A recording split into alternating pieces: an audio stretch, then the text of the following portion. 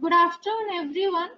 On behalf of International Society of Sustainable Waste Management, Air and Water, ISWMAW, and its collaboration from Philippines and India, namely United Nations Center for Regional Development, UNCRD Japan, Center for Sustainable Development and Resource Efficiency Management, Jadavpur University, India, Department of Environment and Natural Resources, Philippines, CST Indian Institute of Science, Bangalore, India, University of Santo Tomas, Philippines, Adamson University, Manila, Philippines, Vietnam National University of Agriculture, Vietnam, Center Baikal State University of Agriculture, Philippines, and National Institute of Technology, Durgapur, India. I, Ms. Ikshita Shah, welcome all the speakers, panelists, participants from various organizations to the ICON SWM's India Philippines Connect webinar, Resource Circulation and Waste Management under Pandemic COVID-19. Now I am handing over the microphone to Dr. Sutripta Sarkar to proceed further.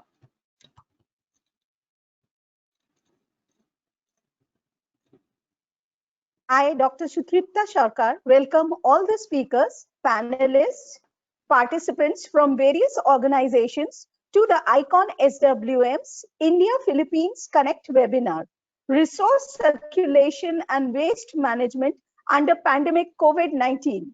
This webinar is the fourth pre-event of the 10th ICON SWM. The next ICON SWM India-Vietnam Connect webinar will be held on 18th September, and ICON SWM Asia and the Pacific Connect webinar will be held on 30th September. I am now handing over the microphone to Mr. Vencelito Hintural to proceed further. Mr. Vencelito Hintural. Thank you, Dr. Sarkar. And again, a pleasant good day to everyone. So against the backdrop of escalating pandemic COVID-19, which, as we all know, originated from Wuhan, China, we feel it is our duty and responsibility to extend our support and care to common people who are facing difficulties in everyday living, staying far from the heart of the city, and disconnected from regular communication in these trying times.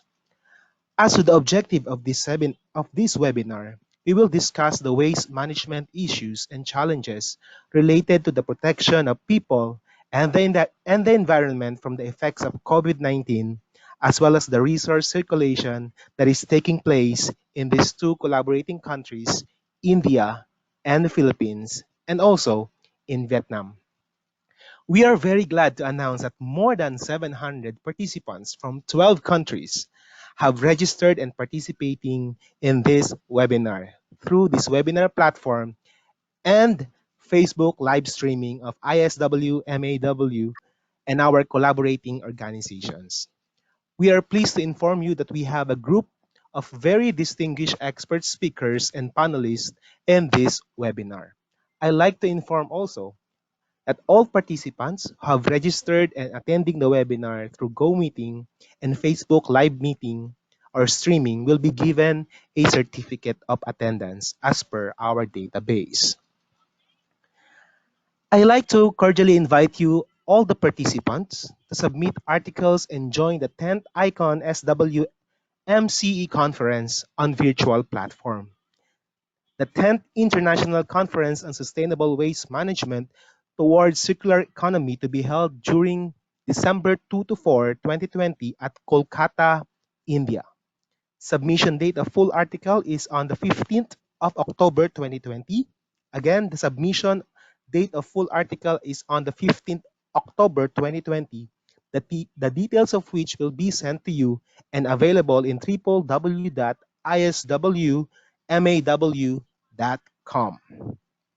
It is important to note that all participants in the webinar are to remain in the default mute mode. Speakers will unmute only when requested. Questions and queries may be asked only in the chat box to specific speakers or panelists, which will be handled by our rapporteurs and coordinators. On request, the camera may be put on, else it will be off. I am pleased to invite Dr. Alberto N. Naperi to kindly deliver his welcome speech. But before that, allow me to introduce to you Dr. Naperi. Dr. Alberto N. Naperi is the president of Central Bicol State University of Agriculture, or CBSUA, located in Bicol Region, Philippines. He is a member of the Department of Environment and Natural Resources Protected Area Management Board. Likewise, he is with the Lake Buhi Watershed and Wildlife Sanctuary Management Board and serving as a council chair of Agricultural Training Institute Regional Extension Service Provider. Recently, he has partnered with Metro Naga Water District and the Department of Agriculture to strengthen the livelihood development of conservation, farming communities, and establishment of tourism facility with demo farm for natural and organic farming to promote pollution-free and healthy environment. Ladies and gentlemen, Dr. Naperi, or Dr. Alberto N. Naperi. Thank you Dr. very Naperi, much, all right. Sir Wensi Hentural, to our distinguished resource persons, participants to this webinar. Good afternoon. Please put on your camera, Naperi. We want to see you.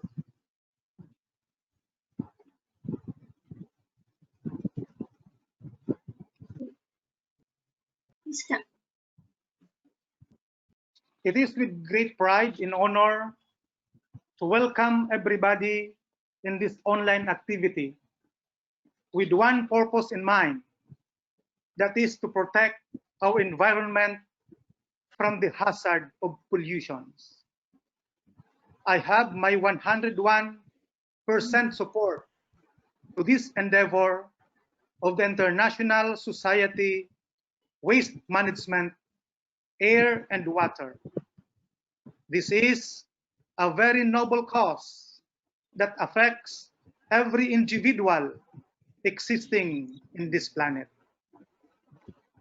Arresting waste pollution being one of the major problems around the world is a gargantuan task, but nothing is impossible if we all join together, hand in hand, to combat this problem.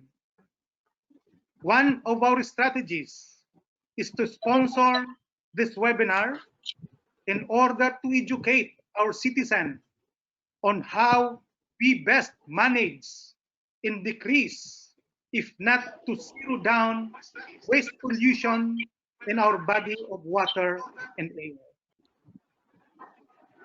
Take the case of my country, the Philippines.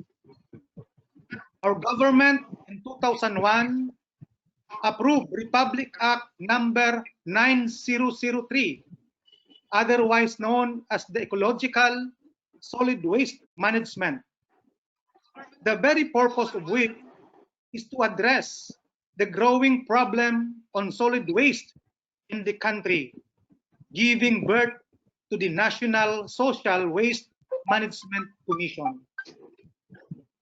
But despite this law, the waste generation continues to rise with the increase in population, improvement of living standards, rapid economic growth, and industrialization, especially in the urban areas.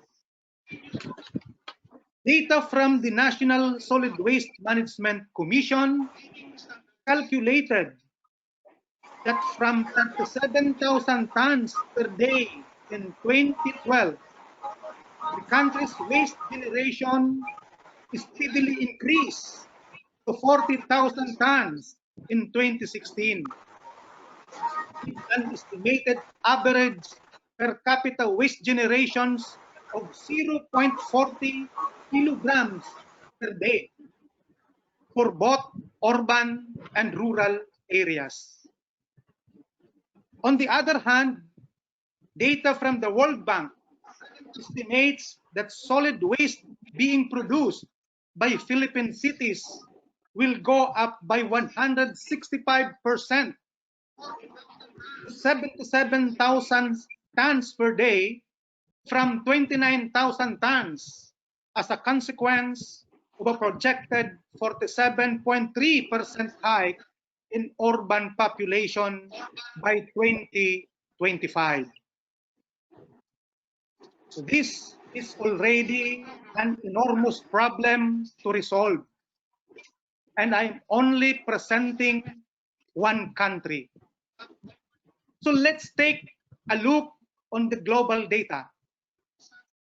According to World Bank report on Snapshot of Solid Waste Management 2.0, driven by rapid urbanization, our global annual waste generation is expected to jump to 3.4 billion tons over the next 30 years, up from 2.01 billion tons in 2016.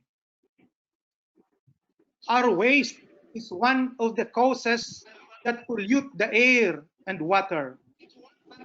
Globally, an estimated 40% of waste is openly burned.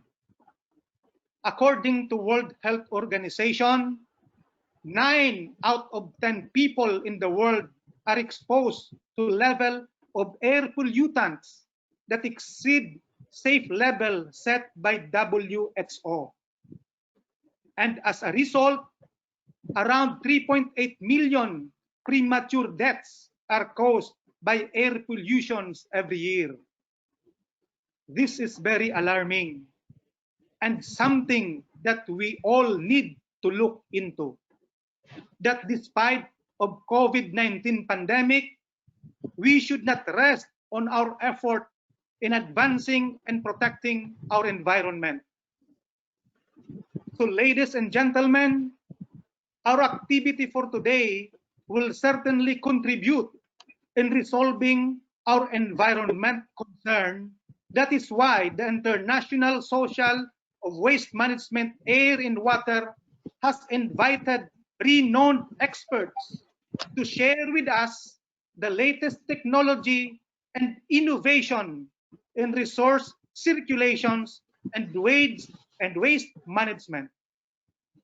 Again, to our resource persons, participants to this webinar, welcome to this activity, the fourth of the series before the conduct of the 10th International Conference on Sustainable Waste Management towards Circular Economy, scheduled on December 2 to 4, 2020. Everybody is invited to register in the conference. Thank you very much and keep safe, everyone. All right. Thank you, Dr. Naperi, for your welcome speech. So at this point, we will be hearing a keynote speech. But first, let me introduce our keynote speaker. Our keynote speaker is a professor in mechanical engineering and the founding chief coordinator of the Center for Sustainable Development and Resource Efficiency Management, Jadavpur University.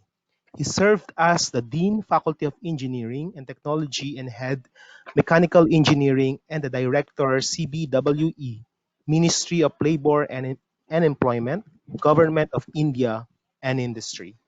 He is internationally renowned personality in the field of waste management, circular economy, green manufacturing, supply chain management, introduction to sustainable development, co-processing of waste, plastic waste and e-waste management, recycling, ISO standards, and PQM. Our keynote speaker is the president of ISWMAW and the chairman of Consortium of Researchers in International Collaboration, or CRIC. He received several awards and patents. He wrote 9 books, 40 edited volumes, nearly 220 national and international articles and chapters, and associate editor of IJM-CWM. He is consultant and international expert of UNCRD APO, APO, Japan, China Productivity Council, SACEP Sri Lanka, IGES Japan, and the list goes on. He was the convener of ISO TC61WG2, member in the Indian Mirror Committee of ISO TC207 and ISO TC275. He has been instrumental to the ICON SWM movement worldwide and involved in collaborative research with 40 countries for the last 3 decades. Ladies and gentlemen, our keynote speaker, Professor Dr. Sadhan Kumar Ghosh. Sir? Thank you. Thank you, Venchi. And I must thank Professor Alberto N. Naperi, the president of the Central Baikal State University of Agriculture, for accepting my invitation and deliver the welcome speech. Before I go to my technical presentation, I like to thank the team in Philippines and India who have made this event possible with their endeavor for last 1 month. And we have a very small team, which we call core team from Philippines, around say 10 people, and also in India 10 to 12 people who are really working very hard. And they are all working on waste management or circular economy or related fields, whether it's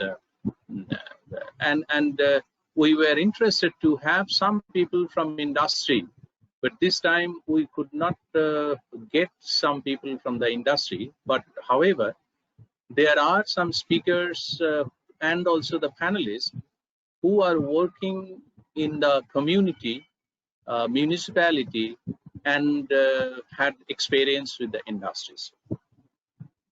So now coming to the topic, the resource circulation and waste management. You know that now we are in a situation where everybody is at a risk, and everybody is not only risk with respect to the health, the whole system is paralyzed due to the very tragic event, the COVID-19 outbreak, and for which we were not ready, not a single person were ready to face this disaster. And millions of people who are helpless and at a stake to earn their livelihood. Thousands and people are dying for this COVID-19 coronavirus. So in that way, we must be very careful about the situation. And of course, this is a good news that many of the countries are now reviving to the normal stage, though it is a new normal case, but we always think that we will be very recently coming to the normal situation which we had earlier before this COVID. I have just made a slide to make all the people remember that to protect yourself, individual, and your neighbors, your close people, please look into this, that the transmission and prevention mode must be practiced by all. And by now, every citizen in each of the countries throughout the world are very much aware of all the processes. So I'm not going into the detail of this process, but the hygiene, respiratory hygiene, social distancing, and high-risk group, they are all to be very careful about the situation.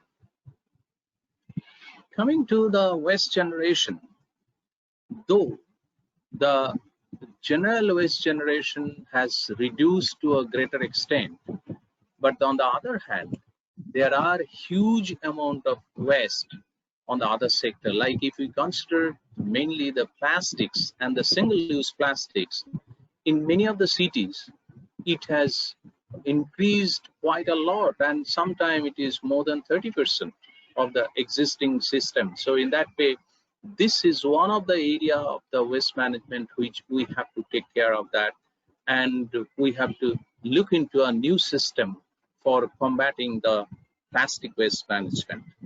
On the other hand, apart from the plastic waste management, there are different types of waste which are generated from the places like quarantine household, like hospitals, patients who are positive to COVID-19 symptoms, and suspected patients. So for all this, it is not only the plastic waste or the biomedical waste, it is also the waste which are generated, even the food, the other things, that has to be also very carefully handled during this COVID situation. And not only during this COVID situation, we have to be very careful about the post-COVID era.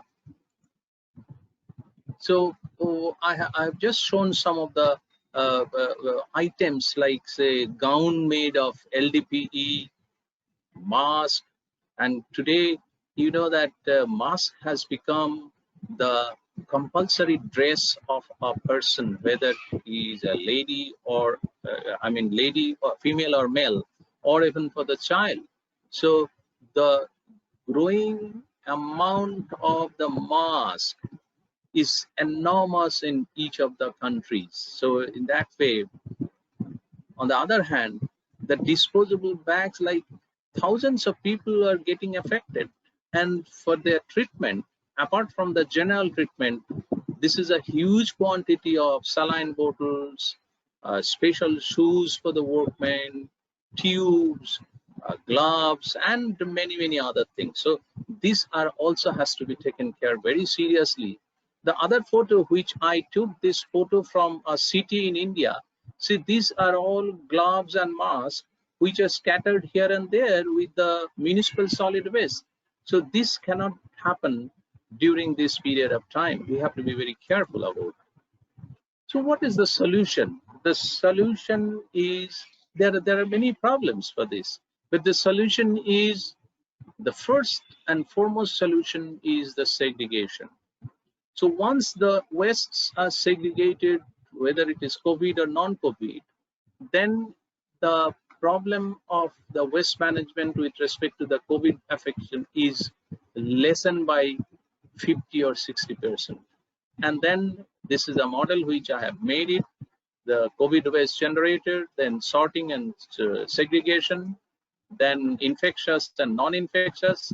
The non-infectious also may come from the municipal collection system, and in that way this can go to the co-processing in the cement plant or waste to energy.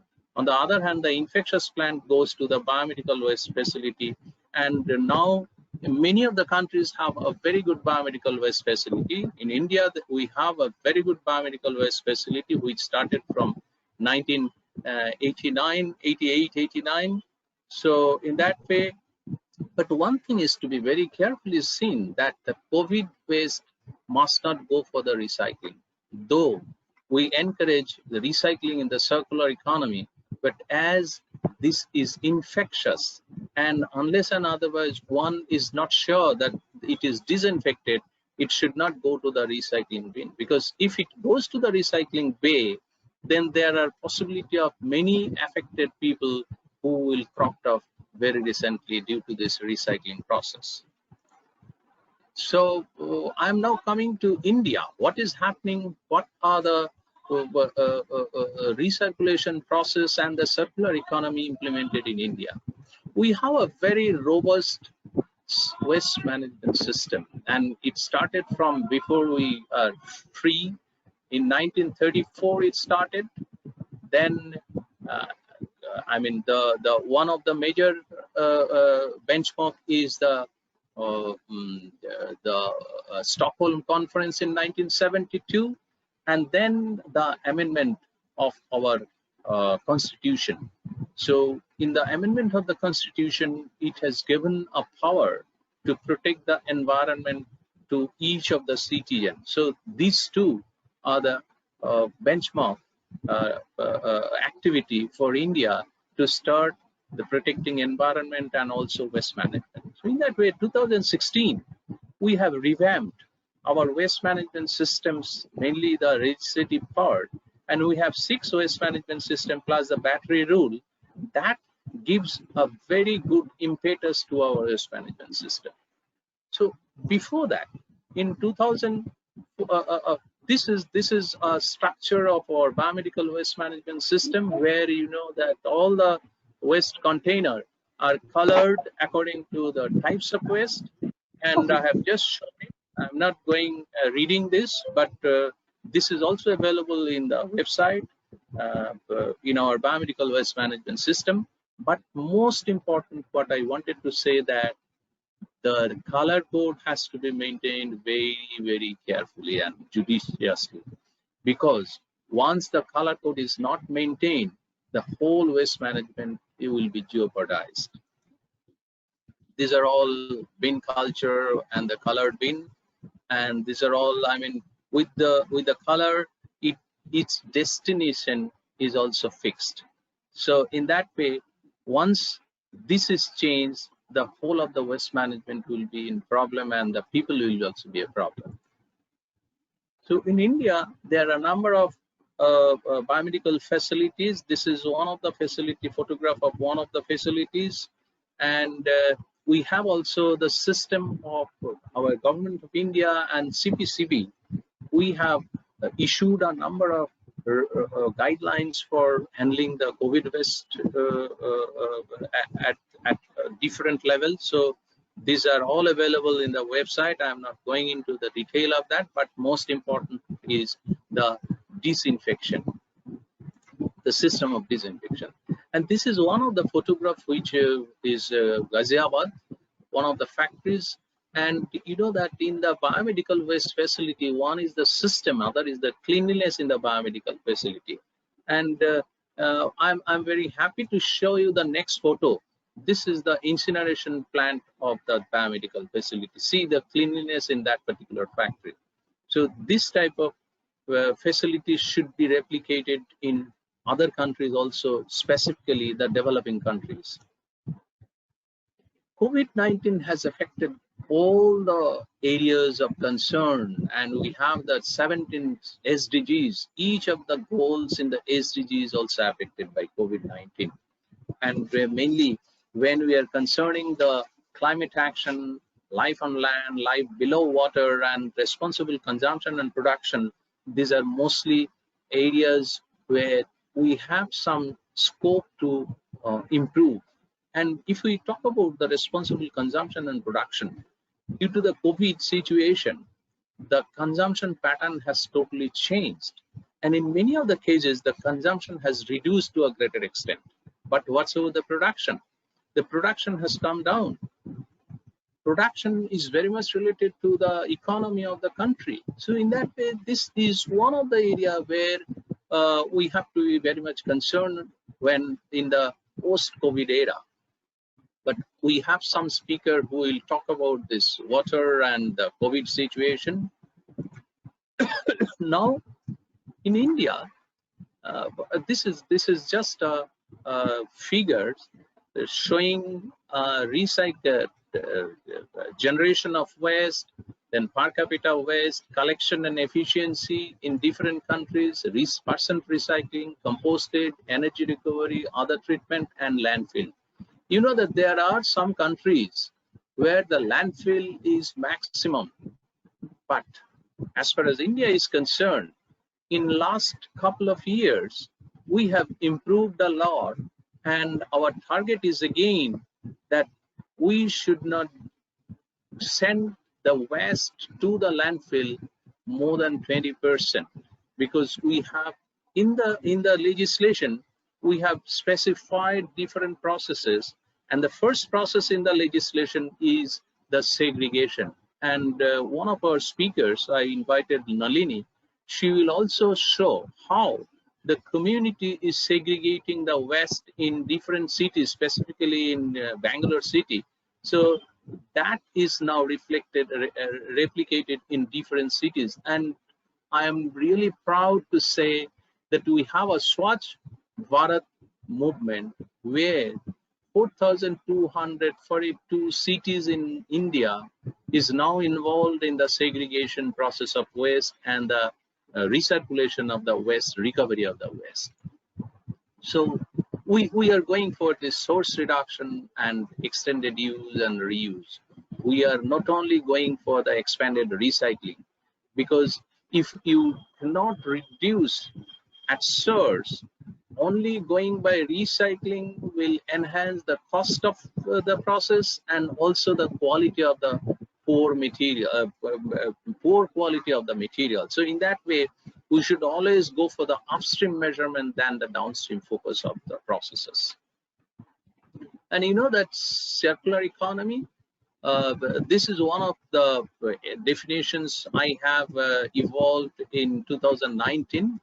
And here mainly we are now shifting from the extract, produce, consume, dispose and depletion EPCD2 to a closed loop system of circular economy.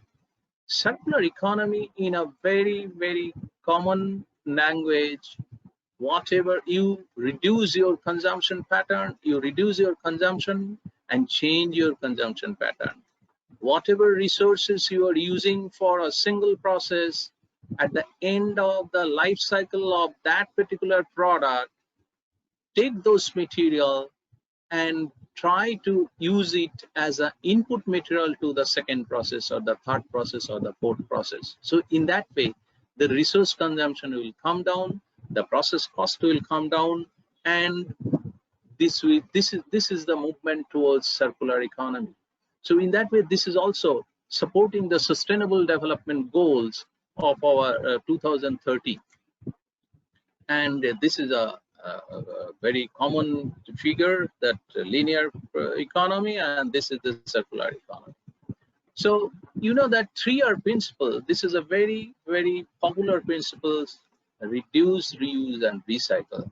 So in each of the places, each of the processes, whether it is packaging, whether it is cycle time in a production, whether it is manufacturing processes, different steps, reduce the steps in the manufacturing processes, reduce the manual intervention, reduce waste, reduce energy, reduce extend the materials lifetime, and reuse, reduce and recycle process. So this should be the common goal for each of the processes throughout the world. And in India, we have, as I was referring, that we have revamped most of our waste management and environmental related rules based on the 5R concept and the circular economy.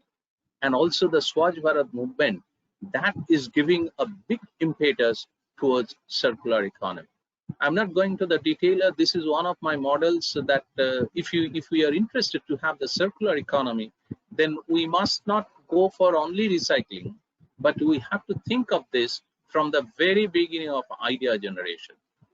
Unless and otherwise we think of the idea generation that this has to be based on the circular economy, then you cannot go for number of times of recycle, you cannot go for the extended life cycle. So in that way, this is the basis of developing a circular economy process. So in post-COVID era, what should be our goal, and on which India is also doing? Change behavioral pattern. We have already seen the change behavioral pattern, and now you know that paying for the performance and access over ownership, then self-containment and self-sufficiency and local consumption. We are also proud of the announcement of our Prime Minister for self-reliance. So in that way, India recently taken an initiative of self-reliance.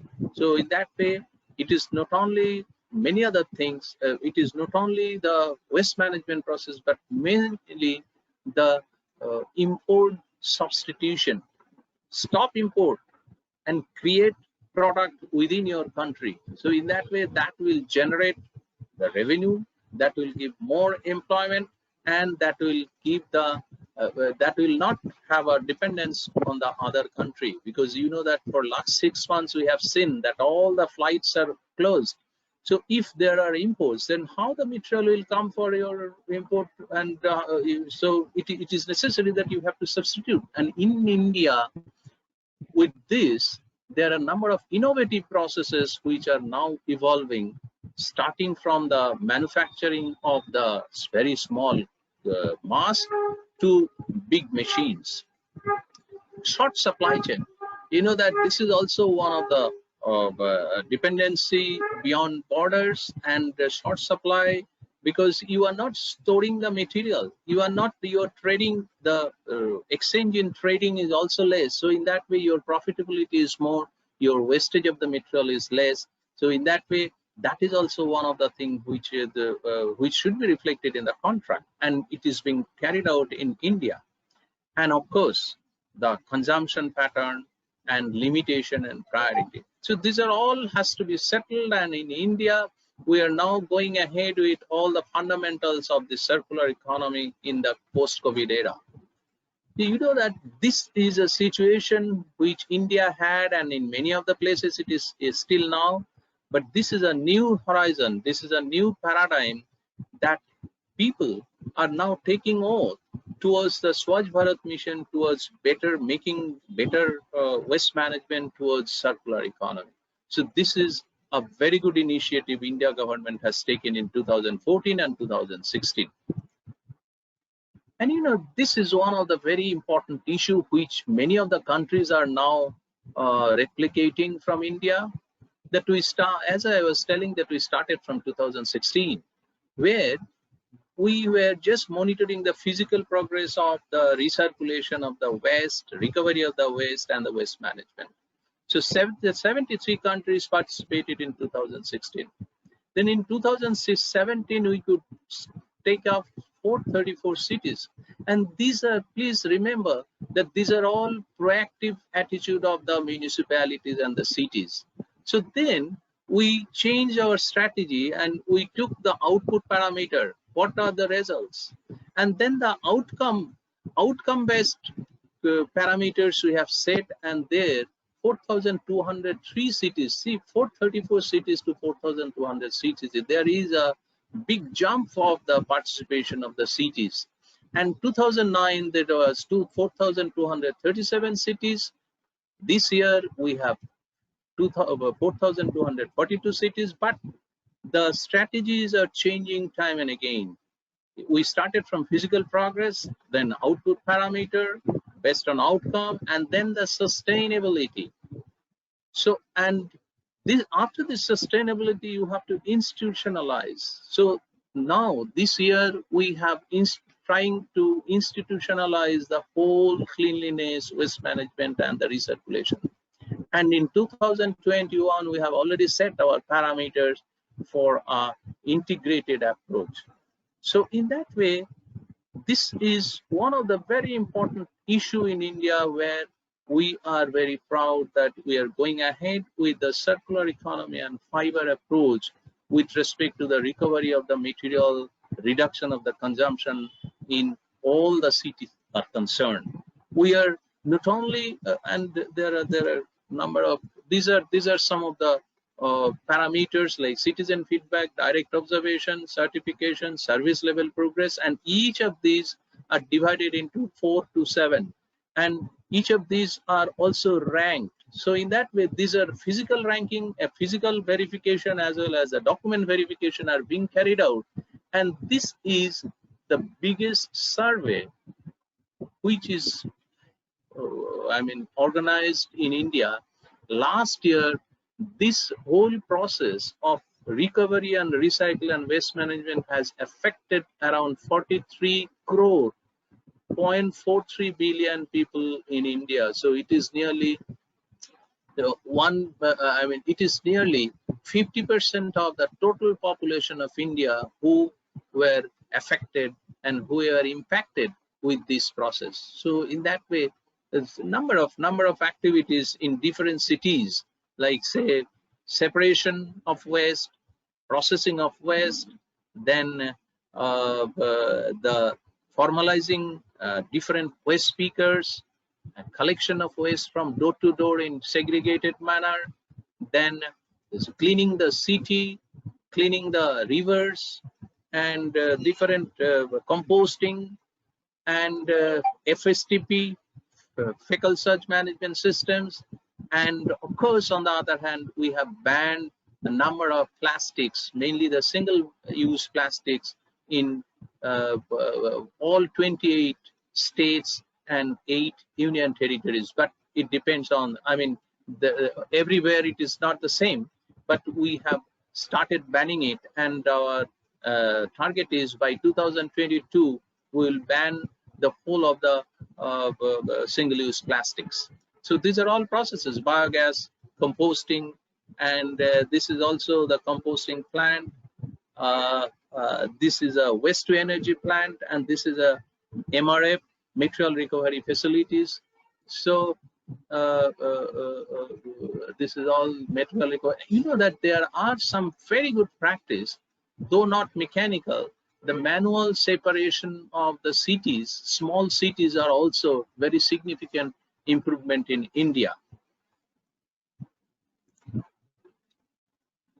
These are all different photographs I have taken from different cities.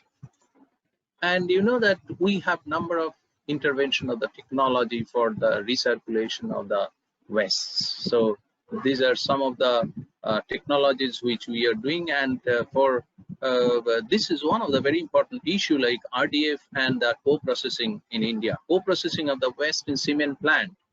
We are now focusing, instead of waste to energy, we are more interested in co-processing of the waste in cement plant. In the co-processing of the waste of cement plant, we don't have any wastage of the material. Like if you give 100 kg of the material in the cement plant, then all the 100 kg, either it is converted into the energy for making the cement, and the rest of the part is added to the cement for production of the cement. So in that way, the whole waste disappeared after some time in the co-processing. But whereas in the waste to energy process, you have a 20 to 25%, sometimes 30% of the ash which will be produced as a byproduct. That is also a hazardous material.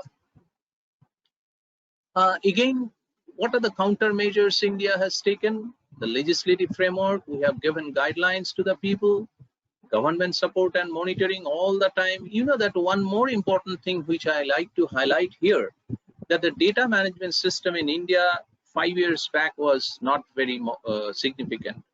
But in last 2 years, the data management system with respect to this waste management or many other systems, even the hospital management, it has come to a very significant level of achievement. And if you want to have your data on waste management throughout the country of yesterday, you will get it now. If you want to get the data of the hospital status and the COVID situation and others of yesterday, you will get it now only. So that type of waste data management system we have evolved in India. The facility enhancement, I am really very proud that we have number of facilities which are generated and which are evolved, and one facility which has 10,000 beds under one roof and on a land which is equivalent to 29 football ground, that has been initiated in last June for this COVID positive patients only. Capabilities by training and other things we are giving, and as well as we are strengthening the manufacturing process, like masks, gloves, gown, vents, and many other things, ventilators. Now the pattern is so changed that the engineering factory who were making machine, they are now making ventilator.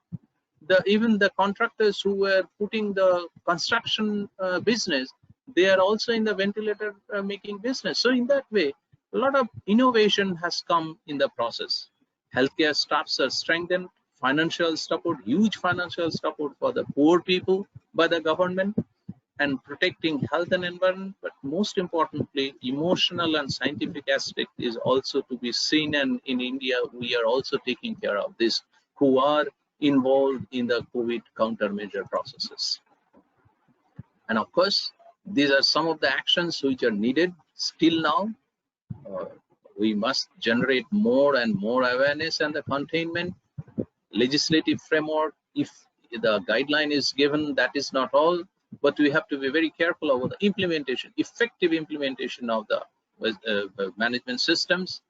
And of course, within the management system, segregation and sorting is the most important part, and government support, sustainable development, and of course the policy for the economic activity to continue and grow, because you know that the condition of the industries, specifically the small industries, is very, very bad.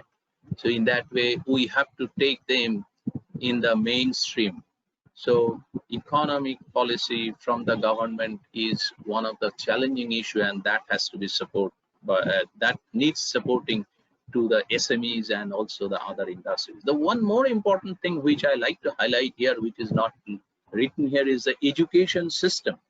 Education system in most of the countries are affected much, in India too. So in that way, we have to devise a system. How? Because there is a sea change in the education system and the way of imparting training to the students. So the other thing is resource circulation, and the very important thing is we are now in a position to identify which are the weak points we have, mainly the resource circulation and the waste management and education system. So this is the time when we can utilize the scope of identifying opportunities and improve them, mend them, so that we have a better and effective system. With this, I once again thank all the speakers, panelists, and the participants, organizers who are really have done a good job. And I'm very happy that many people are observing this program through our webinar and also through the live streaming. With this, once again, I thank you all, and I hand over this microphone to the organizer. Thank you very much. Thank you, Professor Ghosh, for a very interesting and timely speech, considering that our society and environment are at a vulnerable state, particularly today that plastics are on the rise due to COVID-19. Professor Ghosh, kindly mute your microphone and unshare your slide. Thank you. I have already unshared my slides. Thank you.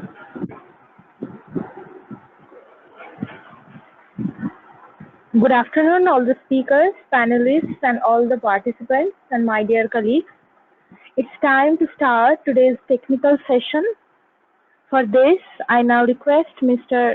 C.I.C. Mohanty to chair the technical session. I also invite Professor A.M.I. Figueroa as co-chair of this session. But before that, I'd like to introduce Mr. Mohanty and Dr. Figueroa. Chaudhary Rudra Charan Mohanty, an Environment Program Coordinator, UNCRD, UNDESA, responsible at UNCRD for implementation of 3 major initiatives and processes at regional and global level, such as promotion of environmentally sustainable transport in Asia, promotion of 3R, resource efficiency and circular economy in Asia and the Pacific, and international partnership on expanding waste management service of local authorities, SDG partnership. Under these initiatives, he played significant role in establishing 2 high-level policy forums in Asia and the Pacific, Regional ESD Forum in Asia and Regional 3R Forum in Asia and the Pacific, and an international partnership on expanding waste management service of local authorities, SDG Partnership. He worked in UNEP RRC, Andhra Pradesh. Dr. Behavioural, professor and guest lecturer in graduate school in Holy Angel University, Philippines, in the field of energy engineering. He is MS in energy engineering from the University of the Philippines. He received a Manbusho scholarship from the government of Japan for PhD degree in engineering, energy engineering from Ehime University. His interest in SWM has prompted him to take closer look on this topic from the perspective of energy recovery. Now it's over to Mr. Mohanty. Thank you, Ipsita. Good afternoon, and thank you for your kind introduction. At the outset, please allow me to express our deep appreciation on behalf of UNCRD, UNDESA, to the International Society for Sustainable Waste Management and all the partners and co-organizers for organizing this important webinar on India and Philippines connect on a circular economy. Can you hear me properly? Just to check. Yes, yes, we can hear you. Okay, good. Professor Ghosh gave us a very nice introduction on circular economy and its nexus with the SDGs, and also how actually we can advance circular economy in this pandemic situation. I think so. When we discuss about circular economy, it comes at the core of the efficient management of the natural resources that ultimately, has an impact on the emergence of the new diseases like this COVID-19. So the root solution is actually how efficiently we manage the natural resources. Circular economy is also the key driver of achieving the SDGs, that what he was mentioning, not only SDGs, the new urban agenda, and also the other international agendas and agreements like the Paris Agreement on the climate change. In order to advance circular economy, we discuss a range of cooperation and partnership, such as, for example, inside a country, we discuss about the triangular cooperation, the cooperation between the government, scientific and research institutions, and the private and corporate sector. These three act in a triangular cooperative fashion to advance circular economy. Similarly, at the international level, we discuss city-to-city cooperation. Say, for example, New Delhi, Manila, city-to-city cooperation, and also the country-to-country cooperation and collaborative ideas to advance circular economy in various ways. In this regard, this India-Philippines Connect Forum is very important action to advance circular economy, and as well as how actually we can achieve resource efficiency during this pandemic and beyond this pandemic. And when we discuss about circular economy, that thing, we are not discussing any conventional economy. It is an economy at the first end where the wastes are eliminated by treating them as valuable resources. That means we reduce the demand of raw materials, natural resources, water, energy by repeated use of the products, by substituting as much as possible the secondary raw material to replace the virgin raw materials. And after all, the pollution is minimized to build or to enhance the resilience of the cities and communities during this time, during this type of pandemic, and also beyond the COVID-19. I think with this, so we can actually start the technical presentation. I see the program. There are a number of technical presentations. I would first like to invite the presentation by Dr. Arlene Ancheta, who is from Philippines. Probably, I understand the Secretariat will give a small introduction, the background about her before she start the presentation.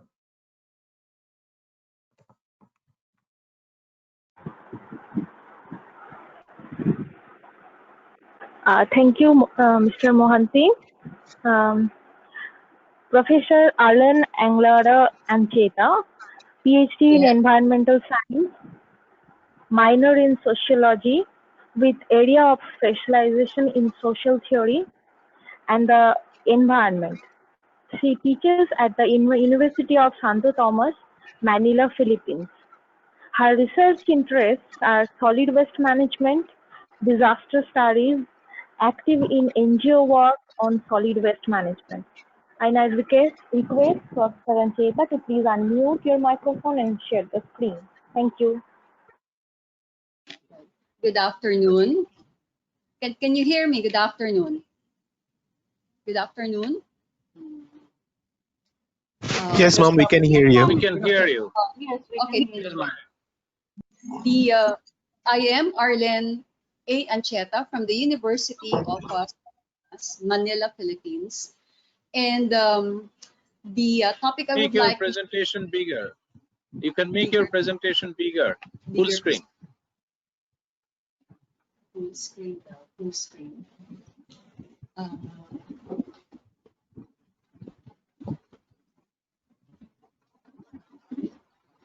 Okay. Just a moment, please.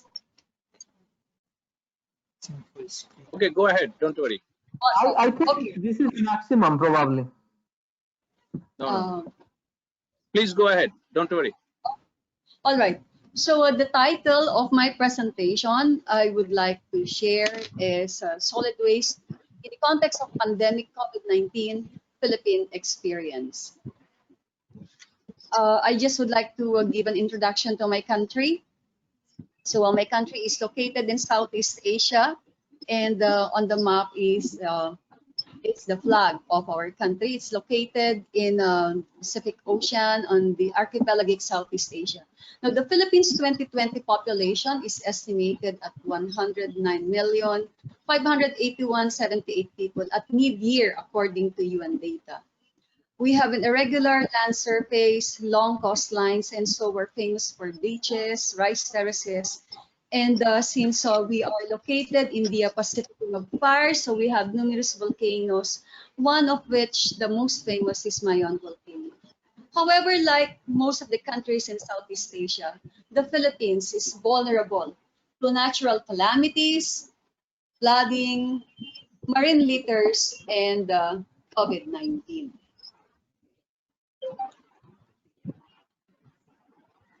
Now,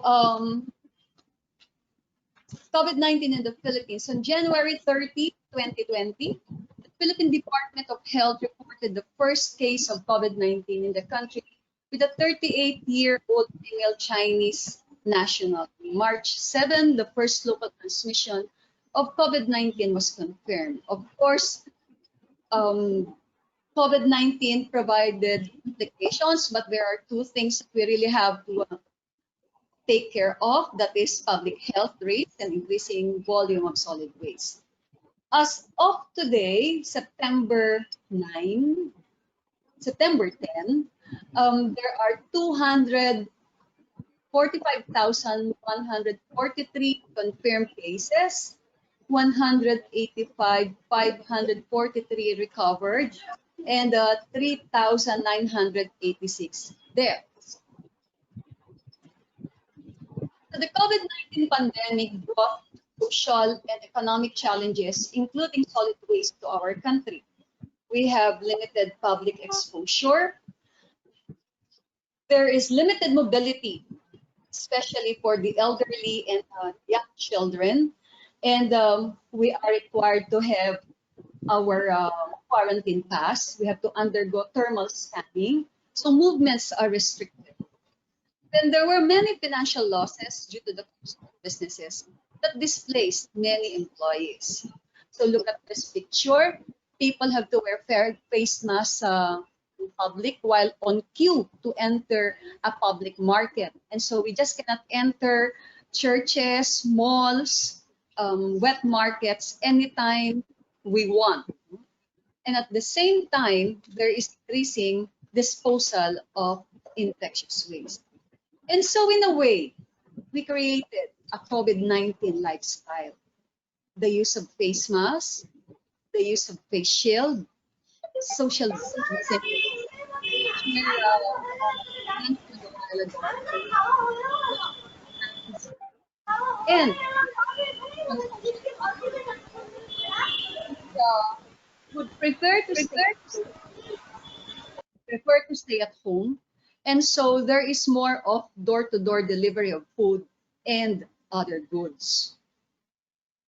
With home deliveries of food and other commodities, more packaging materials made of plastics are now generated from the households. Based on the report of the National Commission on Solid Waste, most of the waste comes from households, and with infectious waste and plastic packaging, household waste increases. And so even before the COVID-19, we have 56% waste coming from the residential houses. And what are the related issues to COVID-19? The biggest part of the problem comes from the households that are treating this as ordinary household waste. If we protect ourselves using face masks but dispose it improperly, we also end up harming the people around us, according to a DNR officer. And then beyond takeouts and deliveries, plastic has surfaced as a go-to material for the safety of the general public. Separators made of plastic sheets are now installed in supermarkets, pharmacies, and similar establishments. So some public utility vehicles have also been retrofitted to include these plastic separators. While the use of plastic in the context of public health cannot be avoided, the challenge lies in managing the discards and ensuring that these do not end up in the streets, waterways, and oceans. So this is really one of the issues related to COVID-19. And so resource circulation initiatives to reduce waste. With these environmental and health conditions at hand, how can the country reduce solid waste, especially infectious and non-biodegradables, during this COVID-19 pandemic? One is waste segregation at source. It was mentioned by Dr. Naperi a while ago that we have a national law on solid waste, Republic Act 9003, or popularly known as Ecological Solid Waste Management. Now, waste segregation at source is one of the important components of Republic Act 9003. In this, we would like to stress that waste segregation at source is very important in reducing waste related to COVID-19. Hygiene and sanitation are the key actions to protect public health. With waste segregation is the need of the time. So there's a need for the household to segregate, disinfect face masks and gloves before disposing in their proper waste bins. In addition, plastic packaging from deliveries also. So there is a need to disinfect first and then put it on a separate container, different from the biodegradable and non-biodegradable, because this is already infectious waste. No to plastic policy. There are local government units in the Philippines that implement no to plastic policy. So these are the cities, most of the cities in Metro Manila. And by strengthening this local government initiatives on no to plastic policy, then there would be reduction of plastic, especially the use of one-time use plastic.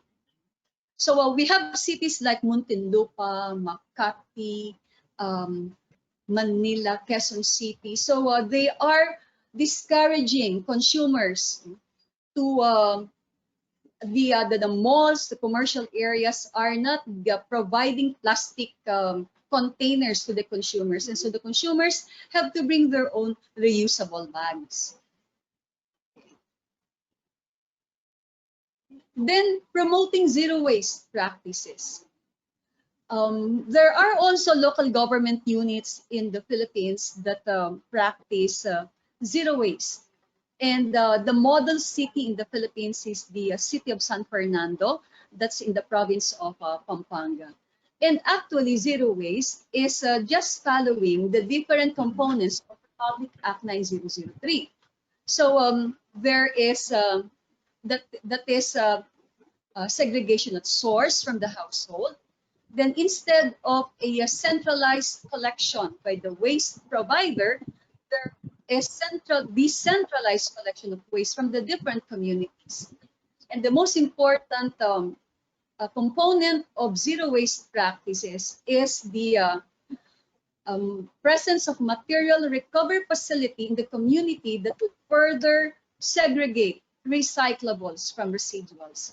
And so by the time residuals would be finally disposed in the landfill, then there would be a small amount of garbage to be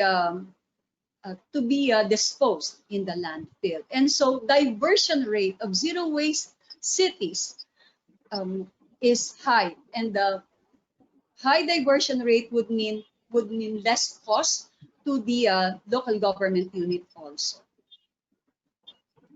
And then number 4 is integrated efforts to the various social actors that could facilitate waste reduction in the Philippines. The Environmental Management Bureau of DENR, the Interagency Task Force on COVID-19, the local government units, the civil societies, the NGOs, even the waste collectors could bridge the gap in the implementation of RA 9003 to the households, thus aligning zero waste practices or solid waste policies from the national goal to the grassroots. And so social actors in between the national government and the households are very important in disseminating information. Then, of course, institutionalizing the work of the informal waste workers, as mentioned by Dr. Ghosh a while ago, include paid workers to encourage community-based participation in the community segregation of infectious waste. At the same time, protecting waste workers from contamination. Then, of course, the e-commerce, we would like also to get the attention of the e-commerce to change the packaging materials for the deliveries of goods and practices, of goods and services. COVID-19 and solid waste have to be viewed from a holistic perspective.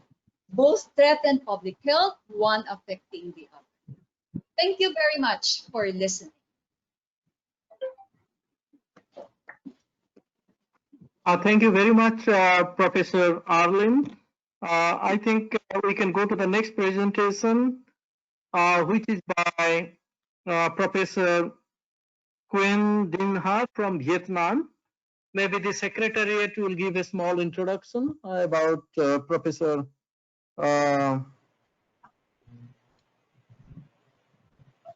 Dr. Mr. Incom agrees. Will present Dr. Nguyen Dinh Ha. So good afternoon, everyone. Our next technical speaker obtained his bachelor's degree in agricultural economics from the Vietnam National University of Agriculture in 2001. Soon after, in 2005, he obtained his master's degree in agricultural economics from the same university. In 2010, he won a full scholarship from Southeast Asia Regional Center for Graduate Studies in Agriculture and the German Academic Exchange Service for his PhD in Community Development at the UPLB, or the University of the Philippines, Los Baños. He has over 15 years of experience working in areas of resource management, development management, and community development. Ladies and gentlemen, I would like to present to you Dr. Nguyen Dinh Ha. Thank you very much. Could I give the screen because I cannot share my PowerPoint? Yes, sir, just a minute. Excuse me. Yes, just a minute. Can you allow me to share my PowerPoint? Yeah, just check now. You can share.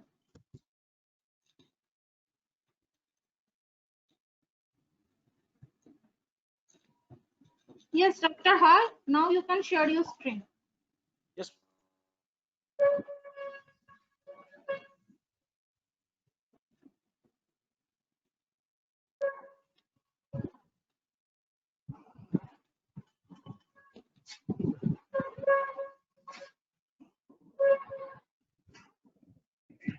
So thank you very much for giving me this opportunity to share my topic about the marine plastic littering in Vietnam.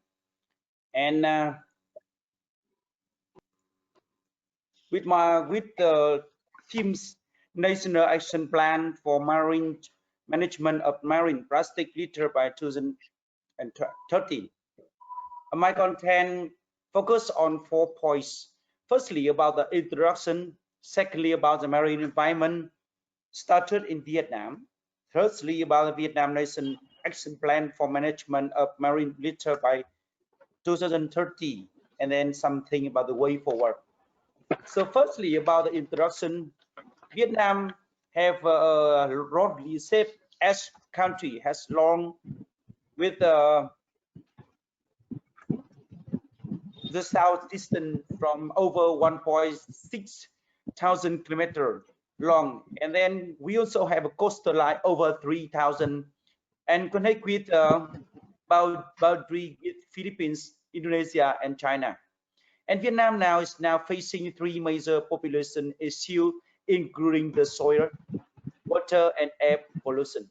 The soil pollution now is caused by, firstly, about the increasing population growth rates, speeding infrastructure development and urbanization, narrow area cultivation, and degrading soil quality, decreasing land area per capita, especially come from the many infrastructure changing the agricultural land. About the air pollution, exploitation and use of coast oil and gas which emits strange amount of the substance, make the air unclean or has an unpleasant odor, decrease vision when views from dust.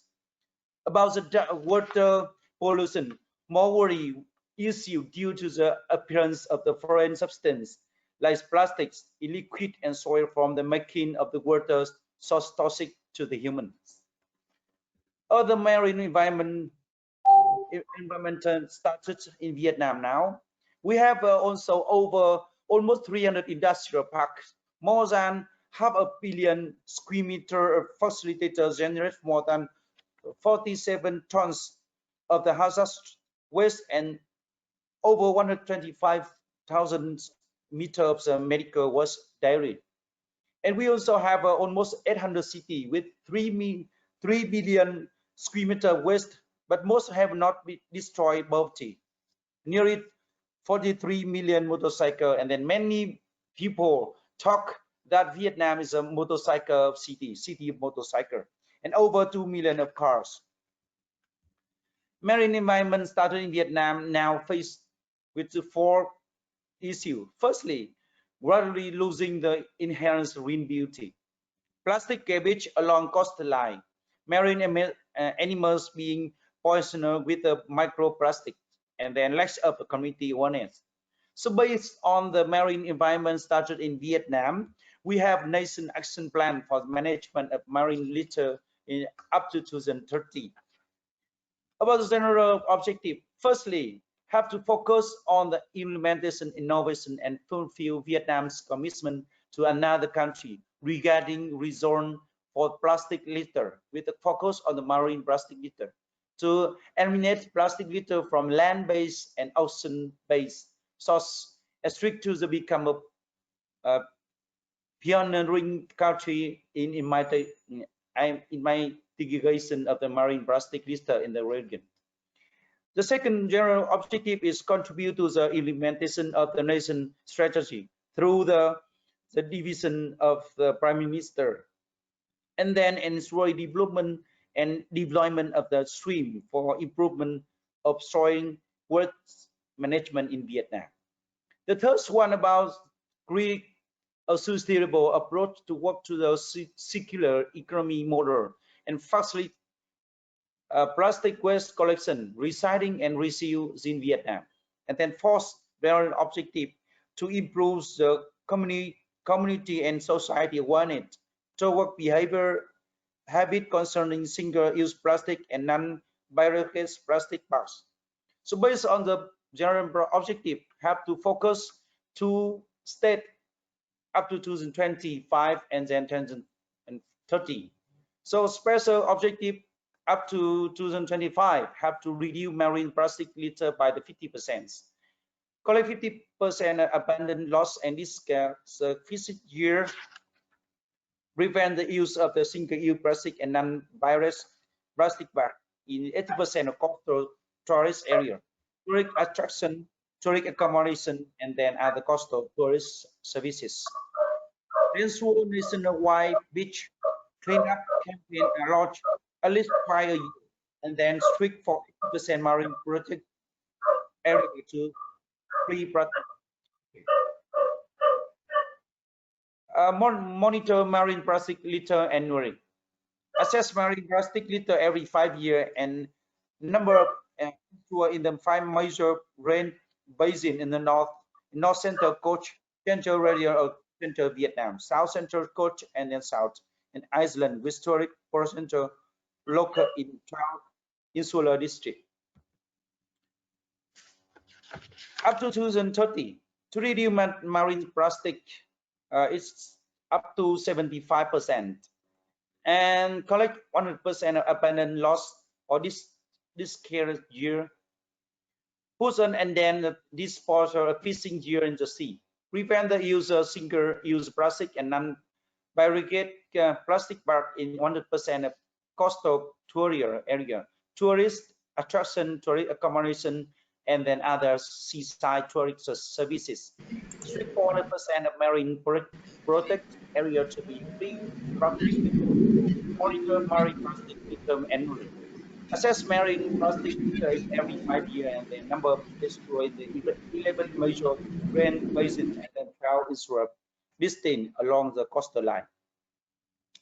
So based on the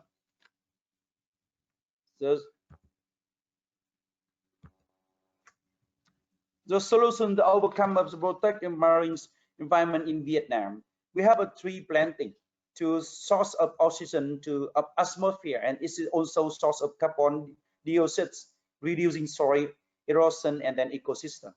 The second one about environment sanitation. Large amounts of waste, wind, pollute water, cigarette cause cigaretting flow the straighten water to cause pollution.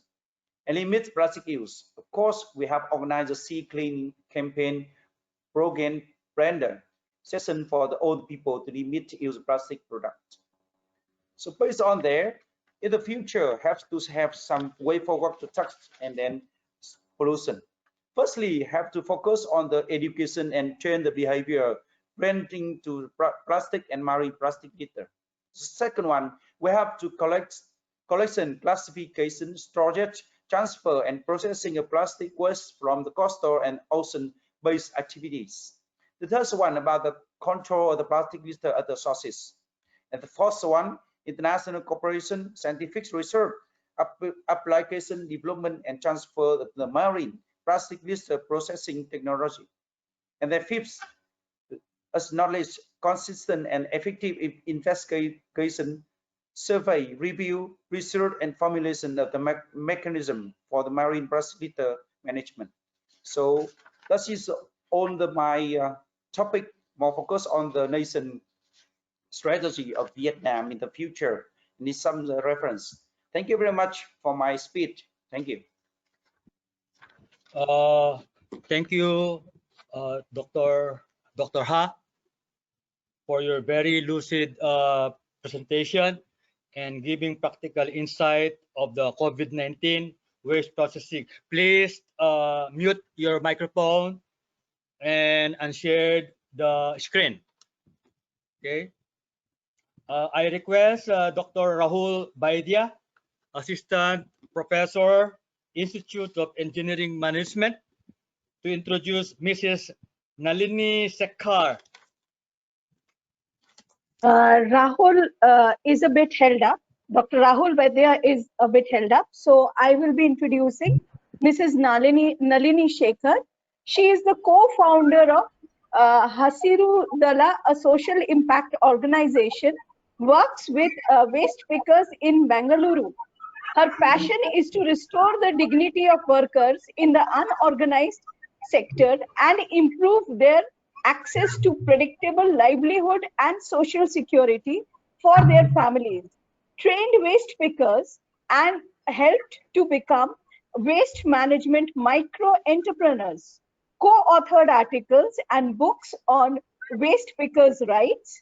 Mrs. Nalini Sekhar has won the Kempe Gowda Award 2015 from the city of Bengaluru, Vasundhara Award by Kirloskar, Jijabai Award from Delhi University.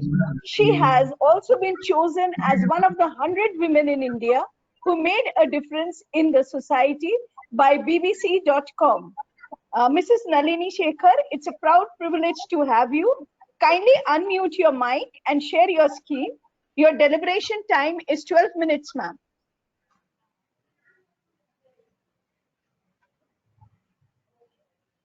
Thank you very much. And I'm just sharing my screen. Just a second. I hope you can see the screen. Ma'am, please make it full screen. Yeah. So thank you very much. This is a privilege to speak to all of you. I'm not an academician, so I'll be talking more like a proper practitioner who faces solid waste management, and we have been working for 10 years, and still we work as a firefighting in a firefighting position. So before just talking about the safety aspect of COVID and what we did, so as during my introduction, you shared that I'm from a trust. We work with about 12,000 waste picker families in about 15 cities of India, mostly it is the state of Karnataka. So what we have done, I want to talk a little bit before when we start the COVID, what happened, because there is the reason why we were able to handle, but really not fully, little bit of COVID waste is because Bangalore has gone for three-way segregation since 2011, and it's a major contribution by the Hasrudala, where we said all the reject waste, we called it reject waste in common terms. Dry waste is nothing but inorganic waste, and wet waste is organic waste. We decided to use the term wet, dry and reject as a common people can relate it to better. So reject waste is nothing but the domestic medical waste and sanitary waste. So this is already in place. We also work towards demonstrated how to operate what we call it as dry waste collection center. It is nothing but at the ward level we have an aggregation of all the inorganic waste, and the city has decided there will be two contractors. One contractor to pick up wet waste and sanitary waste that goes home to home every day. The second is not really a contractor, but the waste pickers who go and pick up dry waste twice a week only for each household. This has helped definitely integration of waste pickers. It has helped segregation in a better way, and also we are able to recover resources very well. So we have also done a lot of work around usage of personal protective equipment. I have to say for 20 years when I've been doing it, no waste, because okay, if I have a supervisor sitting on my head, I would use a PPE, but not otherwise. But one nice thing about the COVID is suddenly people started understanding the need for using the PPE. We also last year developed Hasrudala Innovation, our sister organization, has developed a training module. This is a behavior change training module where we have used tortoise as a mascot. So to say that it is important to take care of yourself like tortoise does. So now a lot of people you can see here in our place, at least the apron everybody wears it because they don't want to have the waste on their body, and slowly people are changing in different. What we have also realized, the personal protective gears you give for shredding is very different from dry waste to wet waste. We've done a lot of research around it and developed this training. So when the COVID really happened, what happened? I want to share this film. It is just a very short film, like 45 seconds or so. But she's expressed it in English, in Kannada, but I'm going to tell you what she's saying.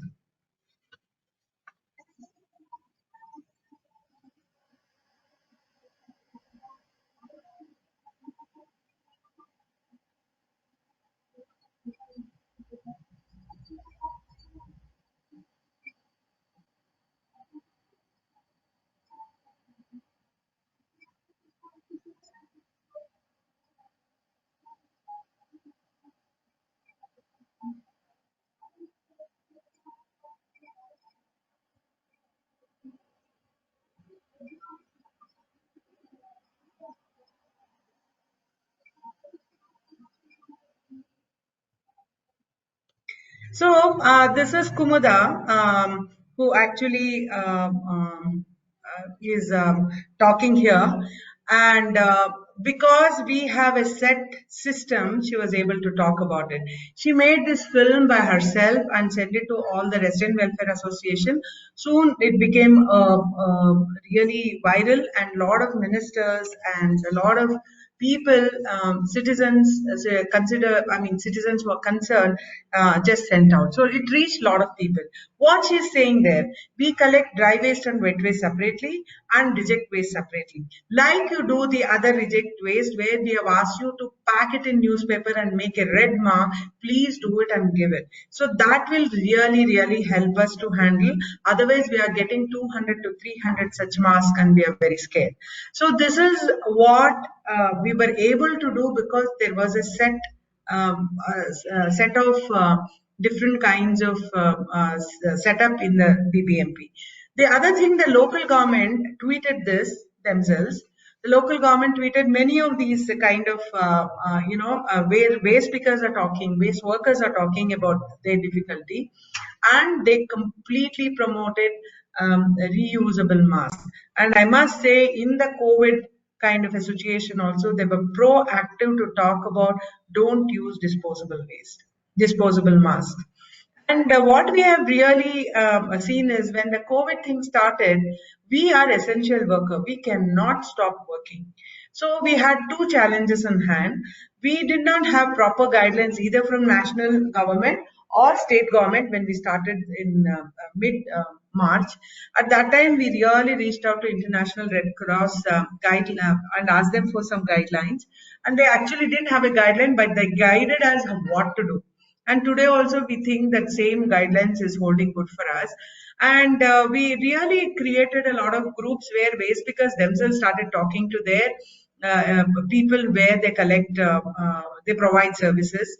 And we have now we have, of course, as Professor Ghosh was saying, we have national and state guidelines that has come up with the Central Pollution Control Board. And then we also created a lot of protocol for the apartment. And we were also worried, and we did a lot of research to look at what is an organic material that we can use that will help reduce the, instead of just any sanitizer. So we told people, wet waste, you please compose at home. This is for people who have COVID and that they are quarantined at home. So wet waste, you have to manage on your own. Dry waste, you keep it aside in large thing, and after 48 hours we will pick it up. And sanitary waste should go to medical facility. So that is because we already has a system, we could really push them to start using the system.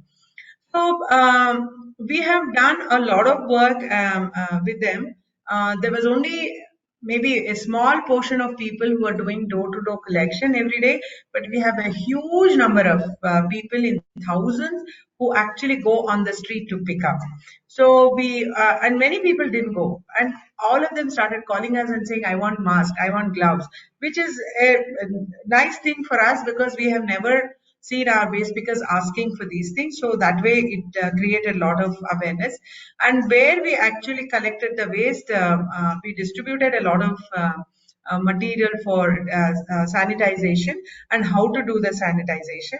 And also when the waste came first, we would kind of spray this sanitizer for some time and then pick up. And there was no vehicles to move around. There was a lot of people went hungry, so almost 50,000 households we provided groceries for a month. So a lot of humanitarian issue as well as issues of COVID was handled, and we have now setting up COVID healthcare, because India, as you know, it's really on a high alert, and so is in Bangalore. So we have developed a support system within the community, trained all our youngsters to check your BP, sugar, oximeters. We have given it to everybody. So you not only have to work on waste, but also their health aspect. So face shield was not picked up in the beginning, and now people have started using it. And we also have a huge informal sector, and it was closed during the COVID. It became a huge problem for us because the dry waste collection center, which is really a decentralized facility, could not hold waste or store waste for more than a day. So where should this go? It was really a problematic thing because so we started saying all these MSMEs dealing with recycling and sorting should be considered as an essential service like you did for the food. And we started going to these communities which we have never gone, met about a little over 2,000 workers, and showed them. We had developed a very, very simple poster with both in terms of written as well as it shows in action what they are supposed to do and what they are not supposed to do. And actually we distributed a lot of masks and the sanitizer and so on and so forth. With that, we gave them a small bag to say that you can't use the mask and keep it somewhere and take it back again. You have to put it in a safe place. So this is what we started doing with the informal workers. So with very clear instruction of the posters is here, and then we started working with the children. How do you wash your hands? How do you? We started. A lot of children started getting scared of COVID. So we came up with a book. It was an English book. We translated into Kannada. We started a podcast about different ways of handling waste and how we should do. And this is one of the facility that we have control over. That is our sisters organization, Hasudala Innovation, where we really, of course, reduce the number of people who are working, increased the distance in which they work was very regularly maintained, and we spray every day. Actually, waste pickers have also are trained now to provide sanitation services to car. If you have a vehicle, you have a office you want to open up, so they become new entrepreneurs also in this whole system. Dr. Ghosh was talking about how different engineering companies started making incinerator in the similar way in the service sector, where we were giving services to waste management. Suddenly we also trained people to become service provider for sanitization, full sanitization. So this is a very brief story of what kind of work we did. And we were able to do this work because the city had put in certain infrastructure. Was it enough? No. What was done before was enough? It was not. Was the infrastructure? It was not enough. So we are really looking at, kind of increasing the awareness, and this is an opportunity for us to make sure segregating, using the color code for bins, collection in a very different way. And actually the city has taken this very seriously, and it's an opportunity for us to implement whatever really we have planned. So I think I've finished my 12 minutes. I want to keep it to the time. And if there is any questions later on, whenever the moderator asks to be, will ask me to respond, I will be happy to respond. Thank you so much. Thank you, Mrs. Nalini Sekar, for presenting the situation in India. Kindly mute and unshare the screen. I now request Dr. Sutripta Sarkar, Faculty, Barakpur Rastraguru Surendranath College, India, to introduce Dr. Anavelia Biliando. Thank you, Dr. Figario. Dr. Annabella C. Villando holds a PhD in chemical engineering from Mapua University. She is a member of the Bicol State College of Applied Sciences and Technology as an associate professor in graduate school studies. Her main focus is the recovery of heavy metals from wastewater and degradation of PPCPs. Dr. Annabella Villando, you have 12 minutes to present your deliberation, and kindly unmute and share your screen.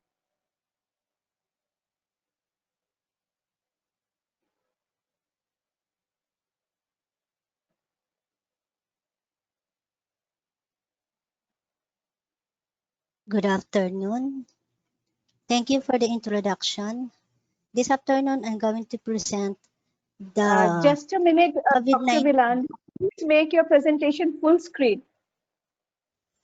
Okay. You go down to the right side. There is an option for full screen. Okay, just the right side. Go down the right side. Wait, because it is covered by the screen of. Yeah. Don't worry. Don't worry. Go ahead. Don't worry. Okay. Go ahead. Okay. If you can't, go ahead. Okay. Okay. So presenting, the title of my presentation is COVID-19 Positive in Wastewaters.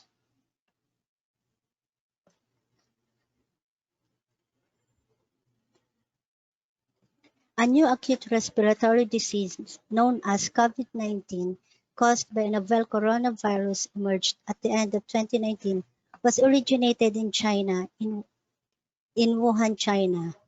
From then, it started the global spread of the disease. The epidemic was declared a public health emergency of international significance on January 30, 2020. The World Health Organization announced on February 11 the name of the latest coronavirus disease as COVID-19.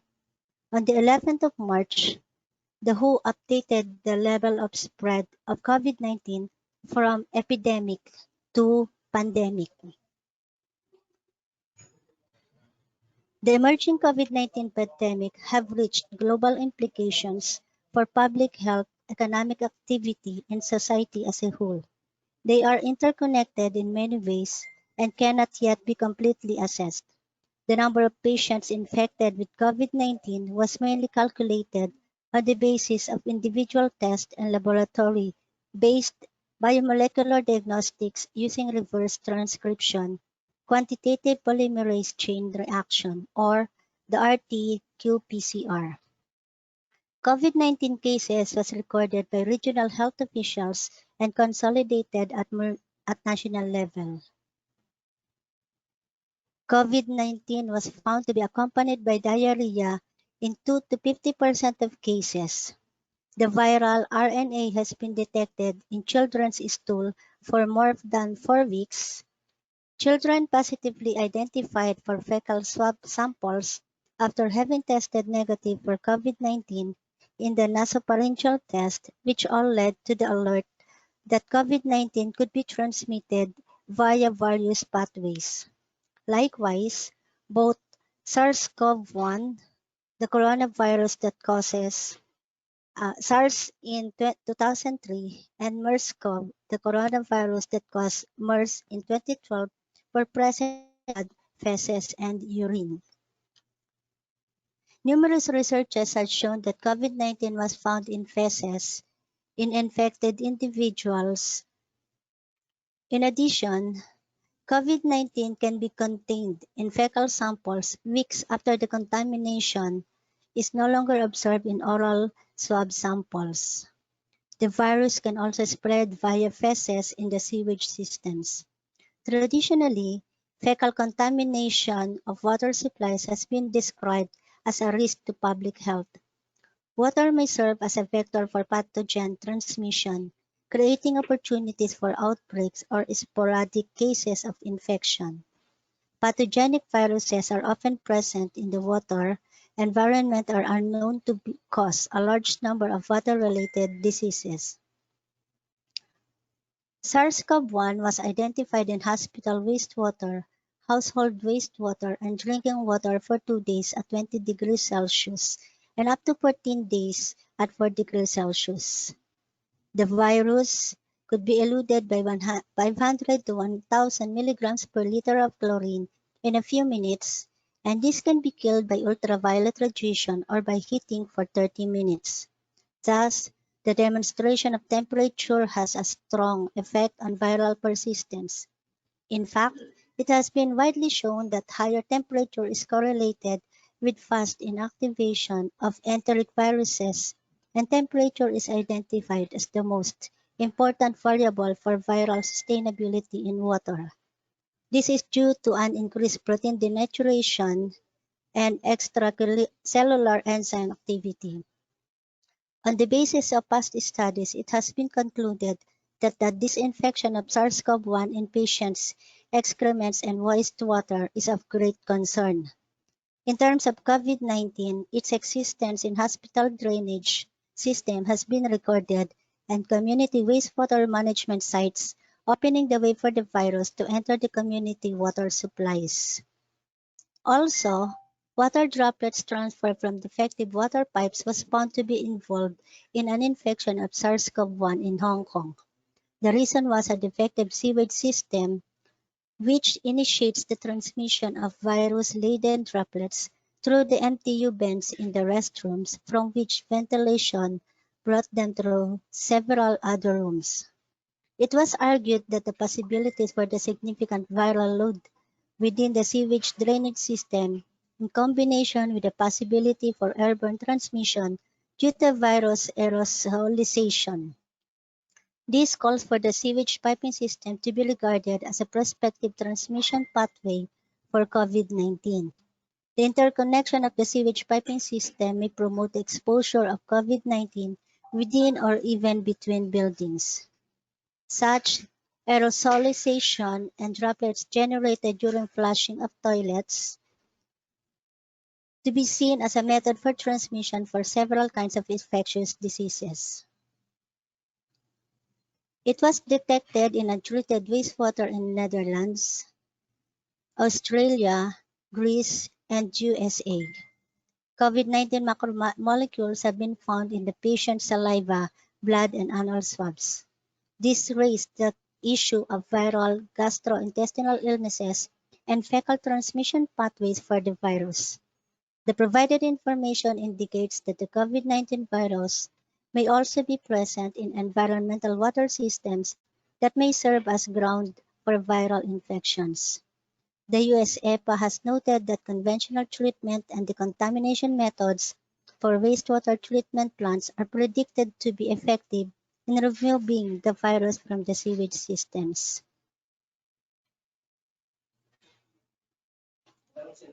Utilities in European countries such as Poland or Czech Republic have adopted similar decontamination methods.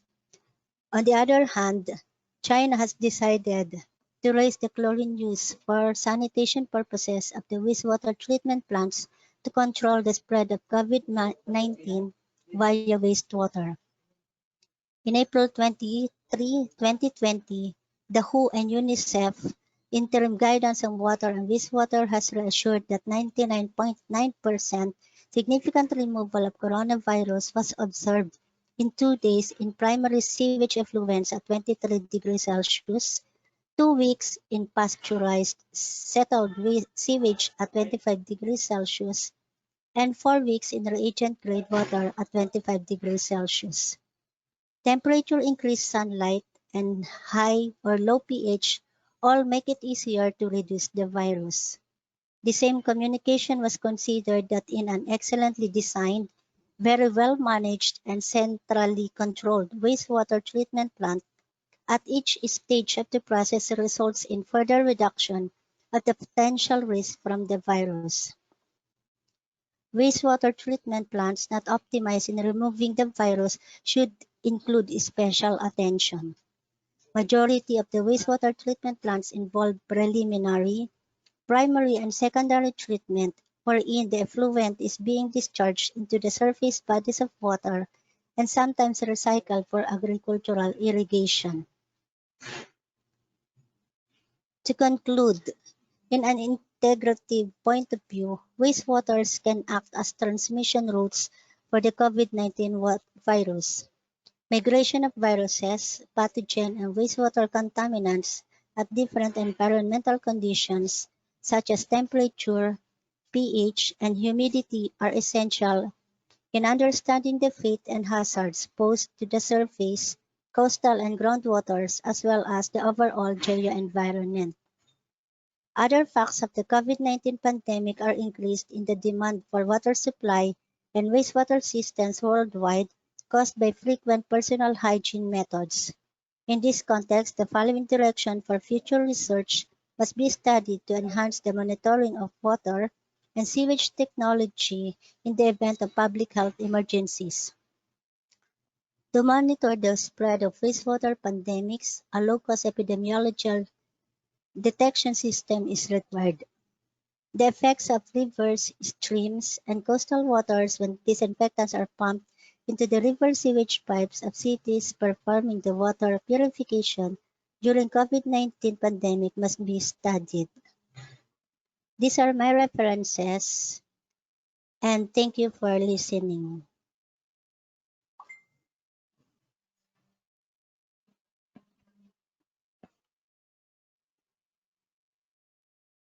Hello.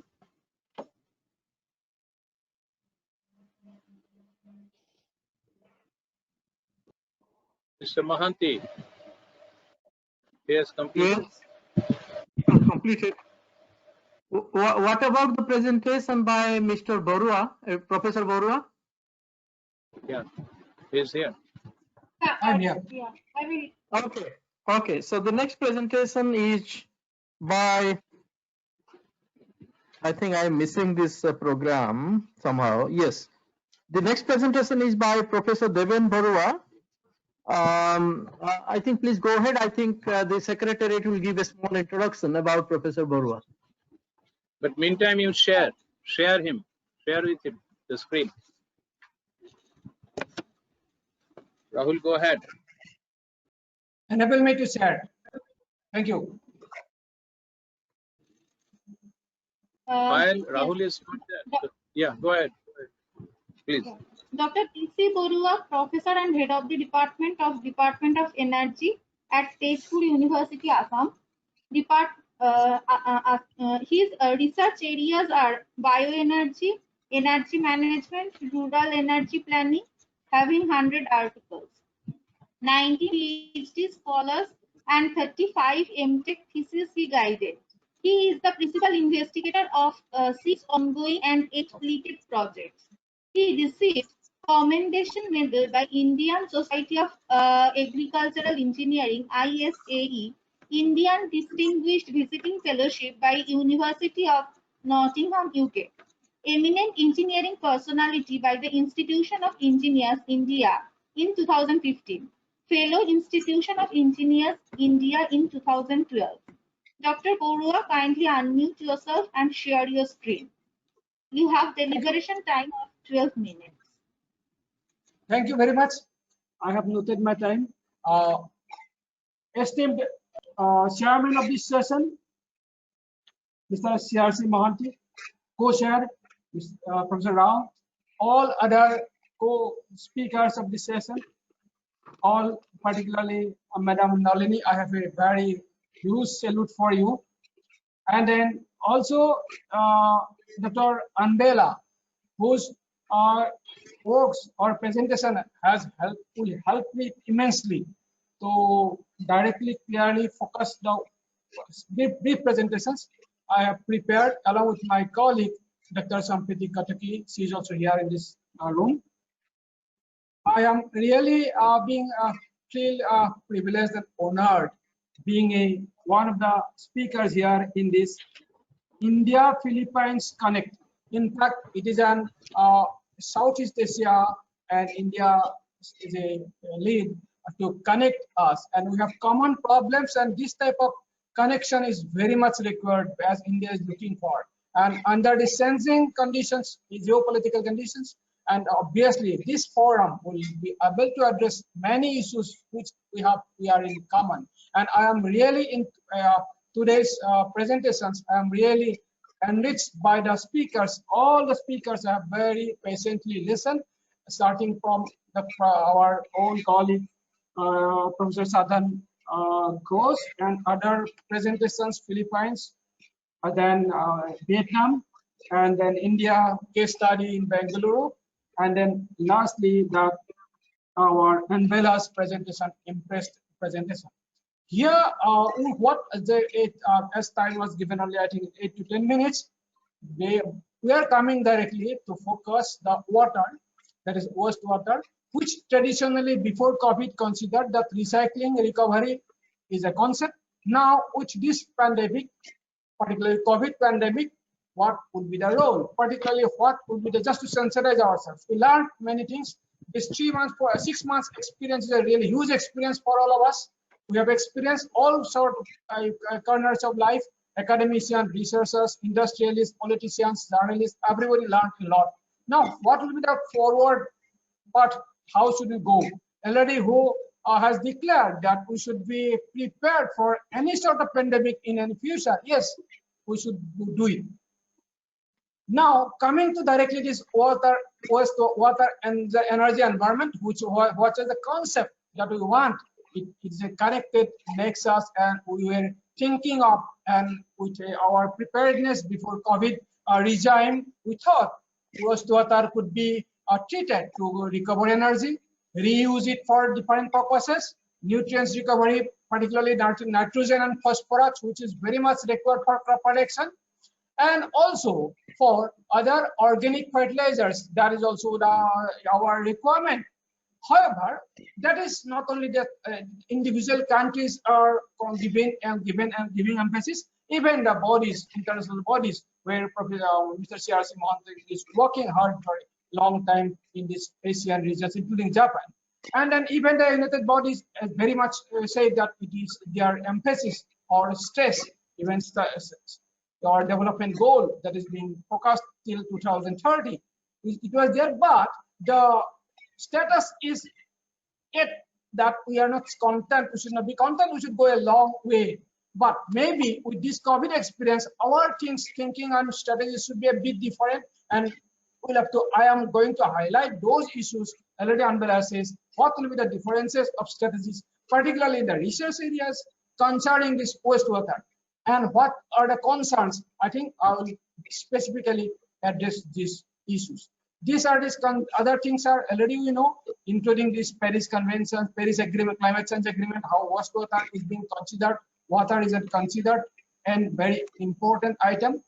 And then energy and resource recovery, that was considered as a solution, yet is a solution, but how we'll go with that under this COVID conditions. It was a fundamental theory that we could recover the water that is required, because water is in crisis in many parts of the globe, and without water, we cannot say that we will live properly or appropriately.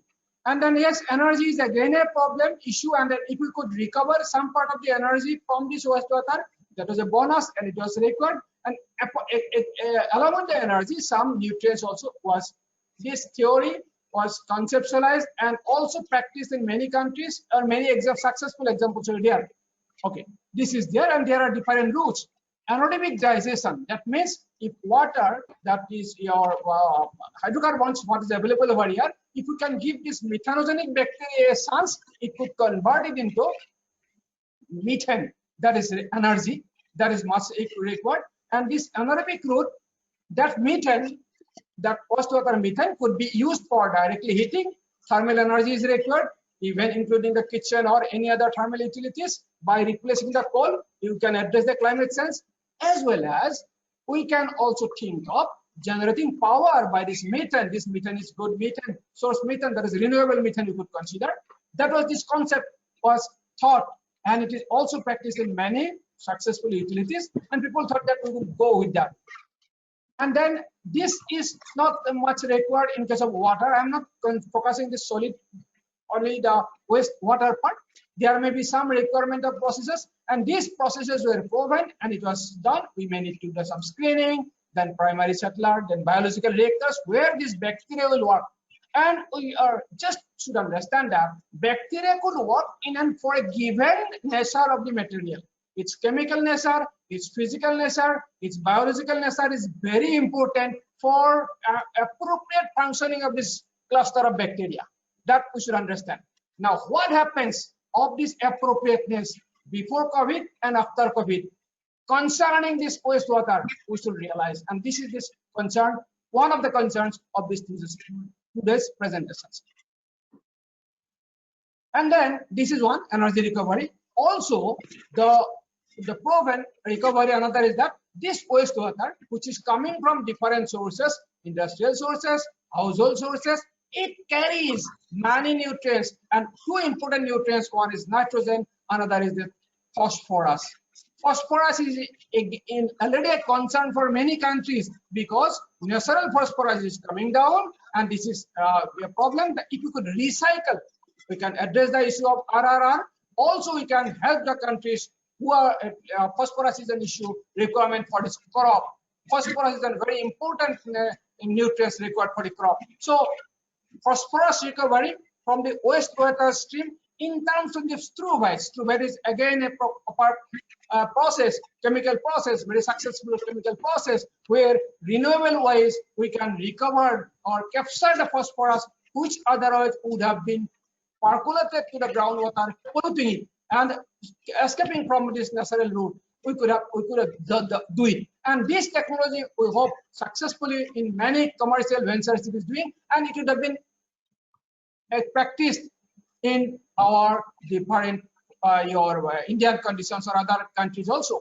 However, this chemistry also very sensible or very sensitive in terms of the your chemical nature and then other physical natures of the wastewater. Now, after COVID and before COVID, is there any senses of the requirement of the optimal your feedstock, that means wastewater, which could affect this recovery of this phosphorus? This is also another concern that we should think of. I'll come to that point. This is the simple chemistry. Time will not permit me, but I think most of us know it, how this you could get it, and how can it benefit it through recovery. This is obvious. I'm not telling it. Again, apart from recovery, this is also very much conclusively evidence that this anaerobic process also works as a pathogen reduction. Already proved that whatever is coming out of this anaerobic reaction process, most of this harmful pathogen bacteria is being killed or destroyed. So pathogen activities are much reduced. That is also one benefit. However, whether under this COVID chemical, what is coming of these systems, whether they will be, this bacteria would be able to kill or hurt or prevent this pathogen is also a matter of investigation. As I think this Anvela has helped me to skip this slide, that slide, because already she has cited, yes, there are many literatures, even the very fresh literatures, which cited that is wastewater presence of COVID or COVID organisms or virus in the wastewater system. And the reason is that fecal or oral things, and many countries, including that, as rightly expressed, that all countries of the globe, or this wherever this research is doing, including the European countries, Netherlands, Spain, or American country, USA, even China, Australia, mostly. I could not connect any papers on India. Could be India also, the same results would come. So now this is a concern. If wastewater is carrying this virus, and this is another concern, how to take care of it.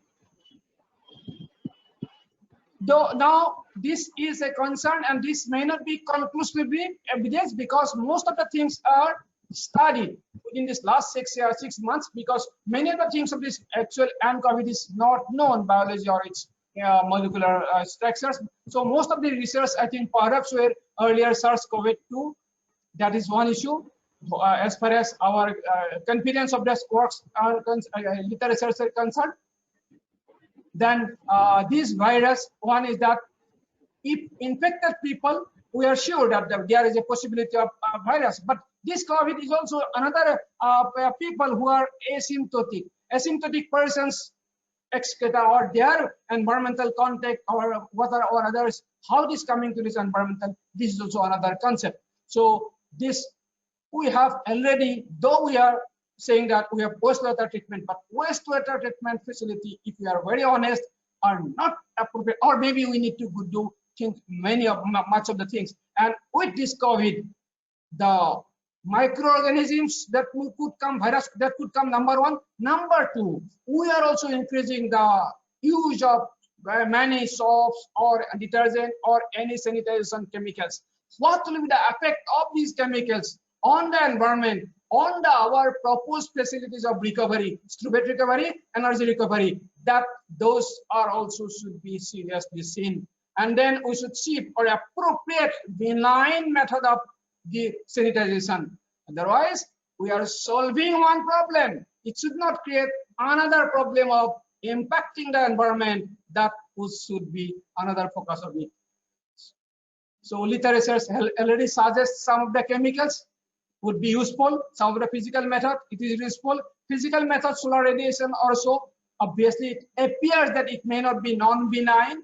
However, chemicals, we should see, we should not leave any stone unturned while assessing, evaluating the use of chemicals for our treatment as well as for our sanitization methods.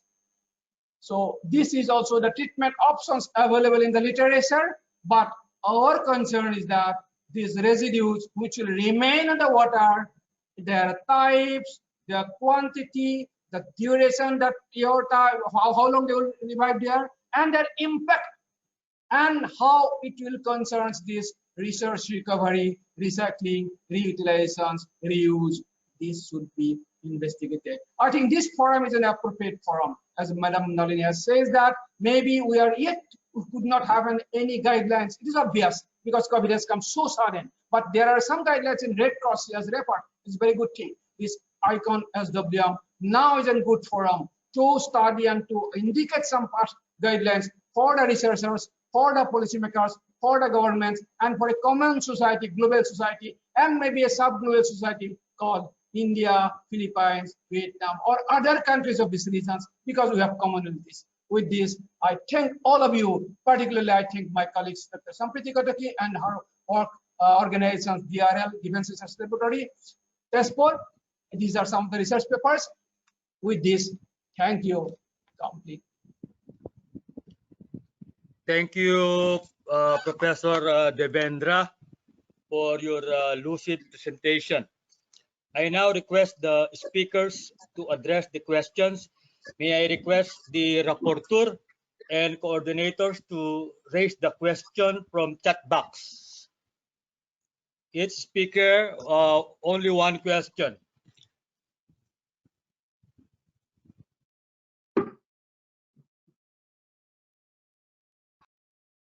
Sutripta, you have the question, no? Rutripta and Payal,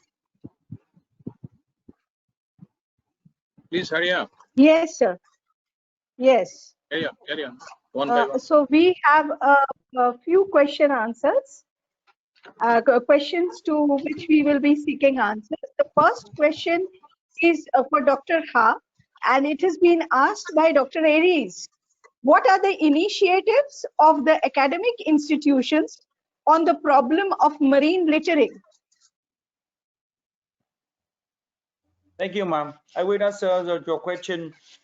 This in Vietnam, we also in the way forward, we also mentioned about the education to increase awareness of the community is more important.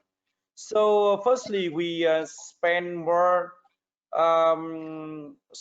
spend to invest to the education from the elementary to secondary school, and then otherwise we also invest to some scientific and then the researcher from some university academy to try to have more research focus on the livelihood to reduce the plastic marine in the area.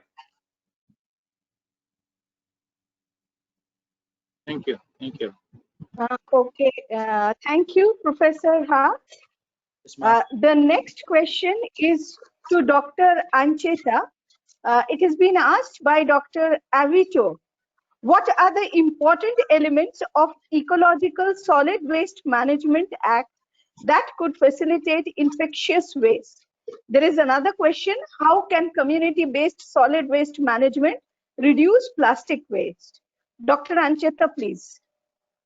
Another way of reducing the first question was a component of may I repeat the would you please repeat the first question? Yes. What are the important elements of Ecological Solid Waste Management Act that could facilitate infectious waste?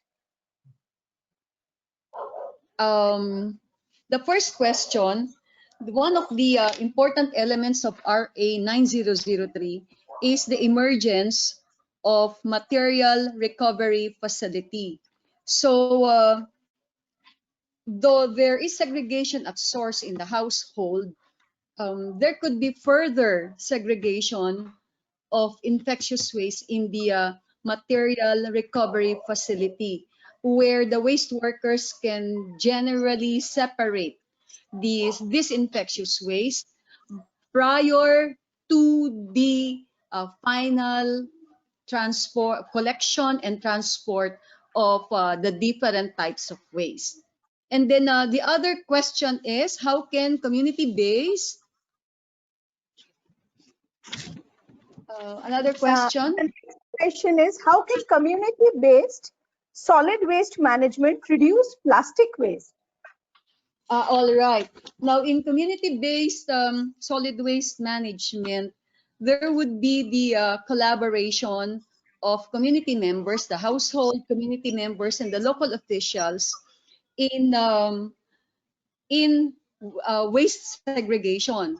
So in community-based, we are giving the households, the communities, opportunity to segregate waste at source through the material recovery facility. And so through this participation of the communities in collaboration with the NGOs and other civil society organizations, then there would be high diversion rate of plastics in the final disposal facility.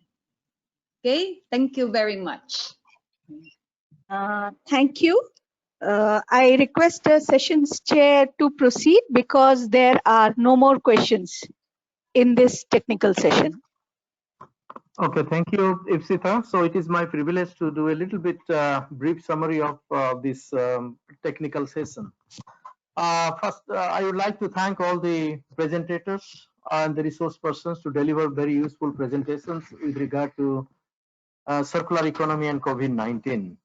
We had a number of useful presentations. The first one was the Philippine case by Dr. Arlin. I think she raised a very interesting case of how Philippines is facing the complex situations with regard to both natural disasters and the COVID-19 situation, and how the more packaging materials due to home delivery of food packages also growing, and that is compounding the difficult situation of managing the waste in this COVID situation. And also the increasing disposal of the infectious waste such as the masks and other things, how that have also created the challenges and the financial loss due to closing of the business operations. Plastics clogging the waterways, oceans, increased level of plastics in the oceans are a problem, and the challenge is how actually plastics could be beneficially used so that the situation could be balanced. The second presentation is from the Vietnam case. He talked about, Professor Ha, he talked about the National Action Plan to manage the marine plastic litter by 2030. I think he laid out a number of measures that the government of Vietnam is thinking of, like, for example, reducing the plastic marine plastic litter pollution by 70% by 2030. I think it is very encouraging. And also Vietnam plans to ensure beach cleanup campaigns. And that's a very nice sound while I am summarizing this one. 80% of the marine protected areas to be from plastic litter, and how also we can assess the marine plastic litter every 5 years in their 11 major drainage basin. That is also very, and also a number of estuaries. That is a very important step. And they plan also to prevent the use of single-use plastic, almost 100% of the from the coastal tourism by 2030. So, which is a very good initiative by Vietnam. Then we have a specific case from the Bangalore presented by Ms. Nalini Sekhar, how the community, they are grouped together to form a very informal group to come up with various waste segregation activities, and created their own informal group with their own guidelines based on, of course, the CPCP guidelines for the quarantine household waste. And they are also doing a number of awareness programs for the children and ordinary citizens. Then coming to the next presentation, which was by Philippines again, a little bit, yes. She was talking about the how various ways how to the COVID-19 viruses from the wastewater technology, and also the financial challenges and how to actually scale up those applications in Philippines. The last case was by Professor Bo. It is a good case of circular economy, and he was talking about wastewater, energy, and environmental nexus, the importance of recovery of energy, the nutrients, nitrogen, phosphorus, and potassium, and other recoverable byproducts. At the same time, he was also mentioning how we can actually reduce the level of pathogens in the wastewater. The water recovered from the treated effluents and sludge sludge could be reused for the agricultural applications. That is, I think, it's very good. And biogas production through anaerobic digestion, is a case of waste to energy.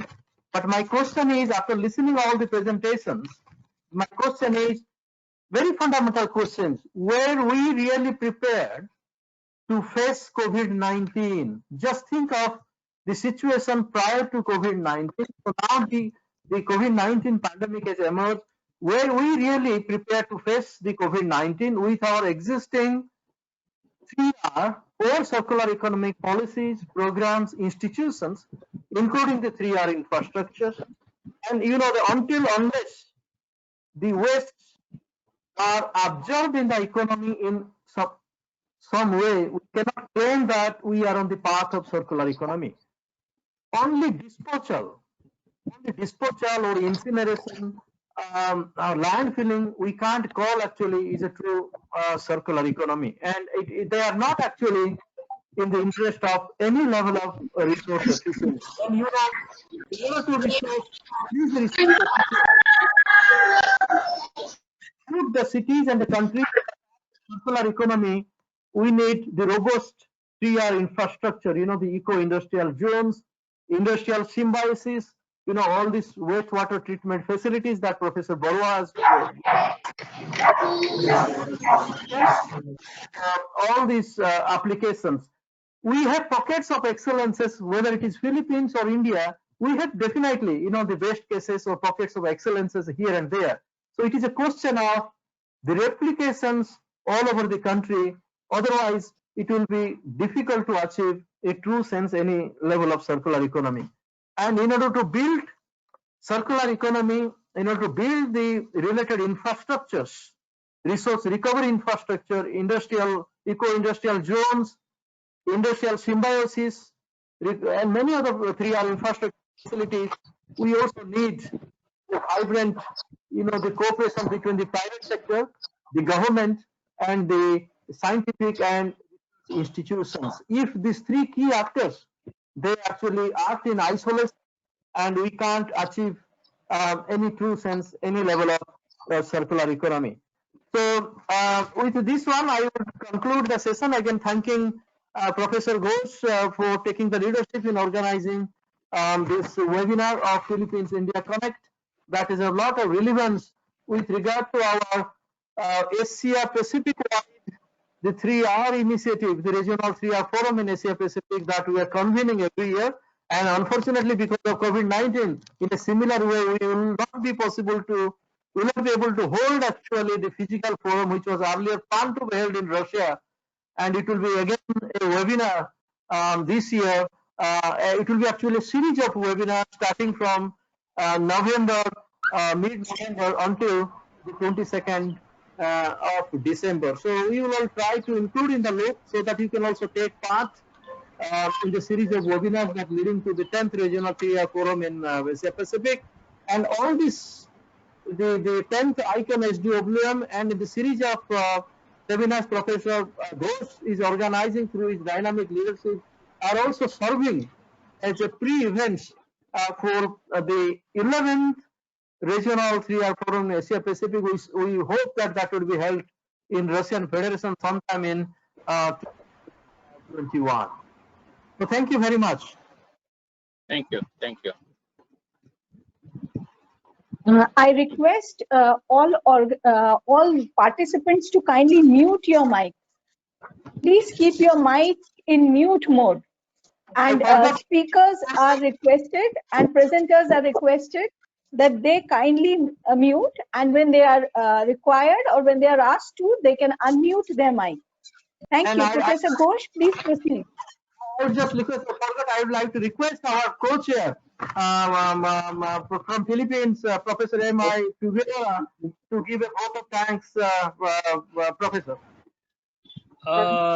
Sincere thanks to the speakers for their valuable speeches and answering the queries of our participants in such an informative manner. Now we will start the panel discussion, and I invite Professor Sadhan Ghosh to kindly chair the panel discussion. Kindly unmute the microphone and start the session, sir. Very good. Thank you very much. And I really appreciate the leadership by chairing and co-chairing the session by Mrs. C.R.C. Mohanty and Professor Figueroa, who are my very close friends. And I must appreciate different inputs by the speakers in the technical session. So at the outset, I request the organizers to kindly introduce the six panelists in the panel as per the program schedule. So kindly introduce them first, then I'll go for the panel. Please go ahead. All right. For our first panelist is a Dean of Faculties, the Institute of Rural Reconstruction, and Professor and Head of the Department of Lifelong Learning and Extension, Rural Extension Center, Visba Bharati University. He received PhD or doctor degree in agricultural economics from Visba Bharati University. He was co-principal investigators of the India-UK International Project on development and integration of biomass and concentrating photovoltaic system for rural and urban energy bridge or bio-CPV, and authored 4 books. Our first panelist worked as the Registrar, Visba Bharati University, and Director, Agroeconomic Research Center, Director, Visba Bharati Publishing Department. Our first Thank you. panelist is Professor Amit Kumar Hazra. I request all the Okay. panelists to show your face by putting the camera on and the microphone. Yeah, please go ahead. Our next panelist is Dr. Linley Pintor. Dr. Linley Pintor is a Grand Slam Leadership Awardee when she graduated for a PhD in University of Philippines. She is supervising science research specialist at the Ecosystem Research and Development Bureau. Her expertise is in the field of social science, environmental science, community development, and public policy. She served as a consultant in Philippines and Laos. Further, she received Best Paper Awards in international conferences. Dr. Linley Pintor, kindly unmute when asked to, and kindly put on your camera so that all can see. All right. Okay, so our third panelist is Professor Gopinath Halder. Professor Halder is the head of the Department of the Chemical Engineering Department of the National Institute of Technology, Durgapur, India. May we request Professor Halder to turn on his camera, please? Thank you. Ifshita. Our next speaker is Dr. Moise Norman Z. Garcia.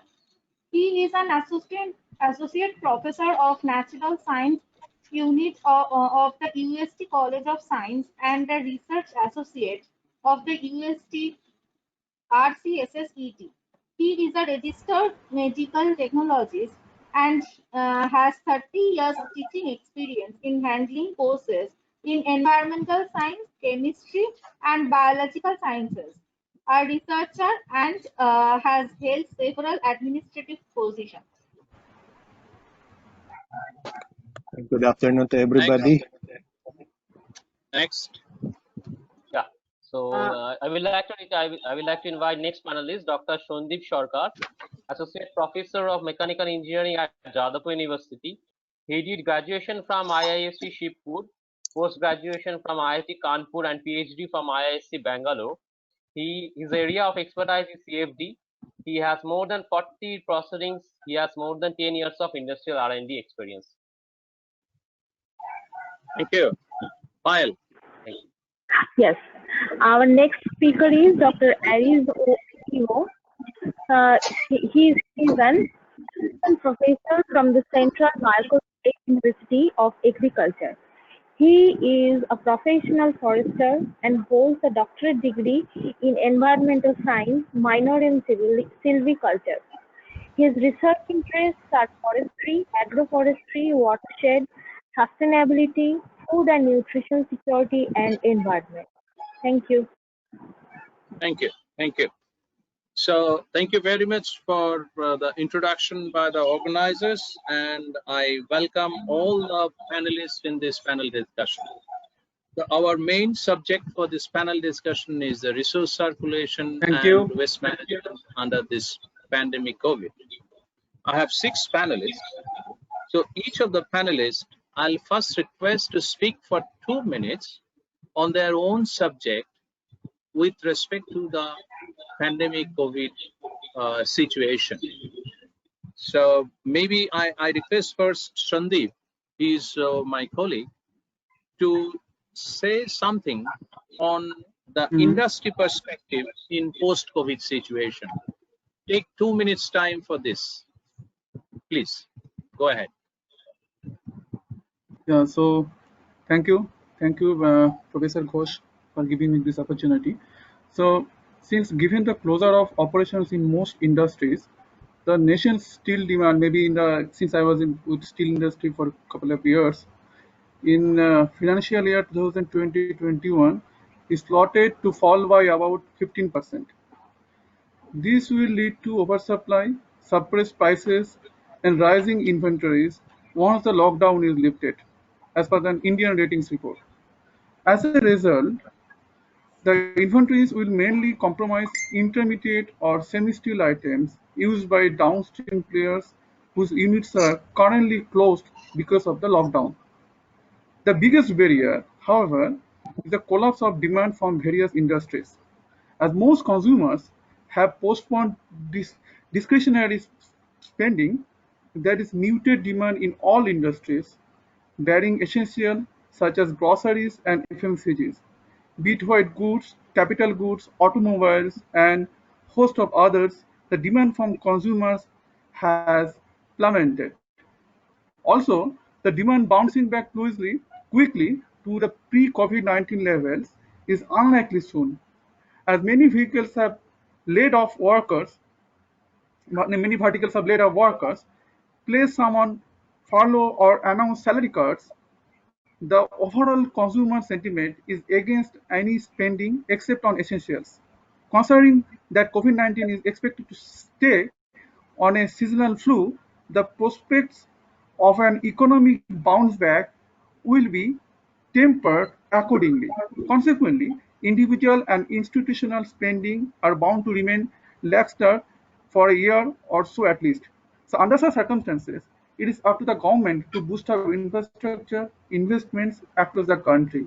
So this can become a key driver for maybe India's or maybe in the world eventual economic recovery. Such infrastructural projects need to be fast-tracked, or the steel sector, maybe in the other industrial sector, to stabilize operations after the demand slump. Thank you. Thank you. Thank you. Now I like to go to Linley, because Linley is a very effective and dynamic researcher in Philippines.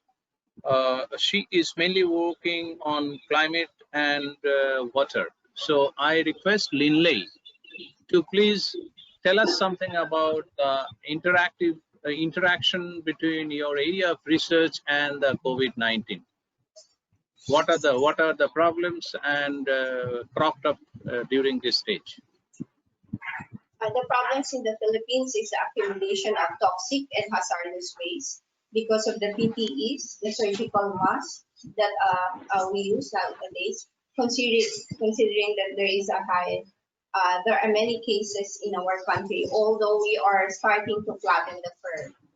So there are efforts, interagency efforts in order to reduce the accumulation of this waste, and how to there are IEC activities also to train the community, the hospitals, and other sectors on how to deal with this toxic and hazardous waste.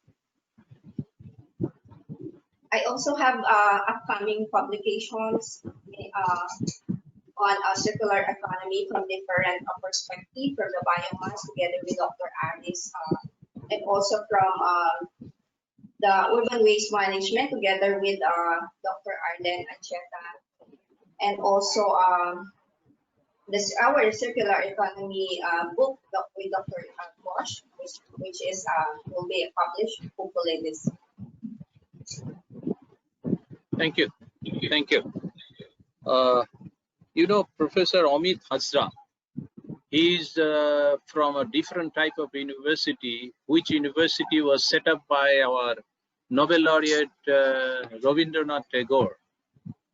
So in that way, he is working mainly with the agriculture and also the rural sector. I request Professor Hazra, what are the impact of COVID-19 on this rural sector, as you have seen mainly in the Shantiniketan? Thank you, Professor Ghosh, for making me participative in this great ICON seminar. Yeah, this university actually from the beginning working with surrounding villages, and my institute and department especially interested to take over the responsibility of holistic livelihood development of the villagers, rural people surrounding the university. Presently, we are working with 100 adopted villages covering 2.5 million people. During this period of COVID-19, we have generated many innovative programs along with assistance to the rural people, especially for the migrant laborers who come from different places of the country and enter into the village, maybe with symptom or maybe without symptom. So primarily we generated the COVID-19 awareness to all the people by different modes, and we have a solid foundation in each and every village with a village development society.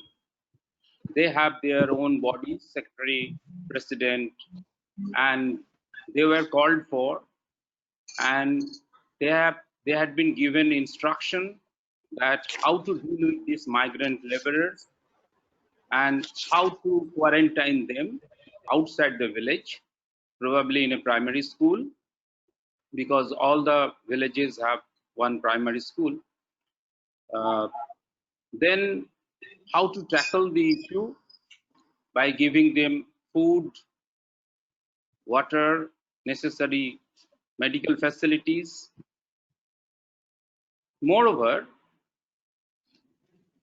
in this lockdown situation, those who become unemployed and especially these small wage earners, petty wage earners. However, excuse me, Mr. Professor Hasda, we will come back to you next time that with a question, what are the innovative processes they have adopted during this COVID-19 lockdown processes. Okay, thank you. Now I'm going to Dr. Aries. Dr. Aries, you are mainly interested in wastewater testing. So in that way, if you want to say something on that and how it is impacting, please. Yeah, good afternoon, Dr. Ghosh. Thank you. I would like to answer that on a different perspective. All right, no problem. Actually, it's actually a wake up call for every one of us. This pandemic, especially during the lockdown. Here in the Philippines, it was the time for the environment to rest. The Manila Bay, for instance, was able to recover during the lockdown because there are less people polluting the area. Here in the Bicol region, we have a river here, and we took some samples right after the lockdown, and there was actually an improvement in the water of the river actually. So it was really a wake up call to each and every one of us. Dr. Linley told us earlier that we have an upcoming research on biomass. So basically, Philippines is an agricultural country, and since we are in an agricultural university, same with Dr. Ha. So we'd like to look at the circular economy. We'd like to look at how people can make use of this biomass in order for the people to help them to be more resilient for this oncoming pandemic. So All right. I think Thank that. you. Thank you, Haris. Thank you, Haris. Now, Dr. Haldar, he is the professor in National Institute of Technology. So his one of the areas is biomedical waste management. So Professor Haldar, you tell us what can be the way for implementation of circular economy in biomass waste biomedical waste management. Yeah, uh, it's very good afternoon to all of you present over here. Thank you so much. Now, since I belong to basically these two the research domain, wastewater treatment, particularly energy and environment. So where energy field, particularly just couple of days back, I had submitted one proposal also to the Department of Science and Technology. So where this biomedical waste to energy converter. Basically, these equipment, what has been developed in the laboratory, where these these equipment that will help to convert this biomedical waste. Actually, my intention was to convert this biomedical waste, particularly these globes, masks, personal protective equipment, plastic containers, sanitizers, to pyroil and fuel gases. Actually, this biomedical waste, its disposal is presently a huge challenge to us, because due to this pandemic situation, COVID-19 situation, where this biomedical waste, these are the waste that are getting used, consumed by the patients and the common people. So where these biomedical waste, if it is possible to convert it to this pyroil and fuel gases, so then definitely it will help, it will intensify the concept of this process intensification and the circular economy also. So these biomedical waste mostly consist of these synthetic polymers and pertaining to the treatment of these COVID-19 patients, and the waste that will be generally pyrolyzed in this technique under this best predicted parametric optimized condition like heating rate, time, gas flow rate in the indigenously developed cost economic thermal reactor. And this pyrolysis process, followed by condensation of the wastes, will generate pyro oil, carbonized char, and this non-condensable fuel gases. And these Thank you. highly Thank you. condensable pyro oils, that will be also used as gases or as fuel. So this is the Thank you. concept we can just use. So that definitely will Yeah. help this circular economy. Thank you, sir. Thank you. Thank you. Thank you. So meantime, before I go to Dr. Garcia, I request all the participants to please put your questions to the panelists writing on the chat box. If you have any question, you can write on the chat box your question to the specific panelists by putting their name.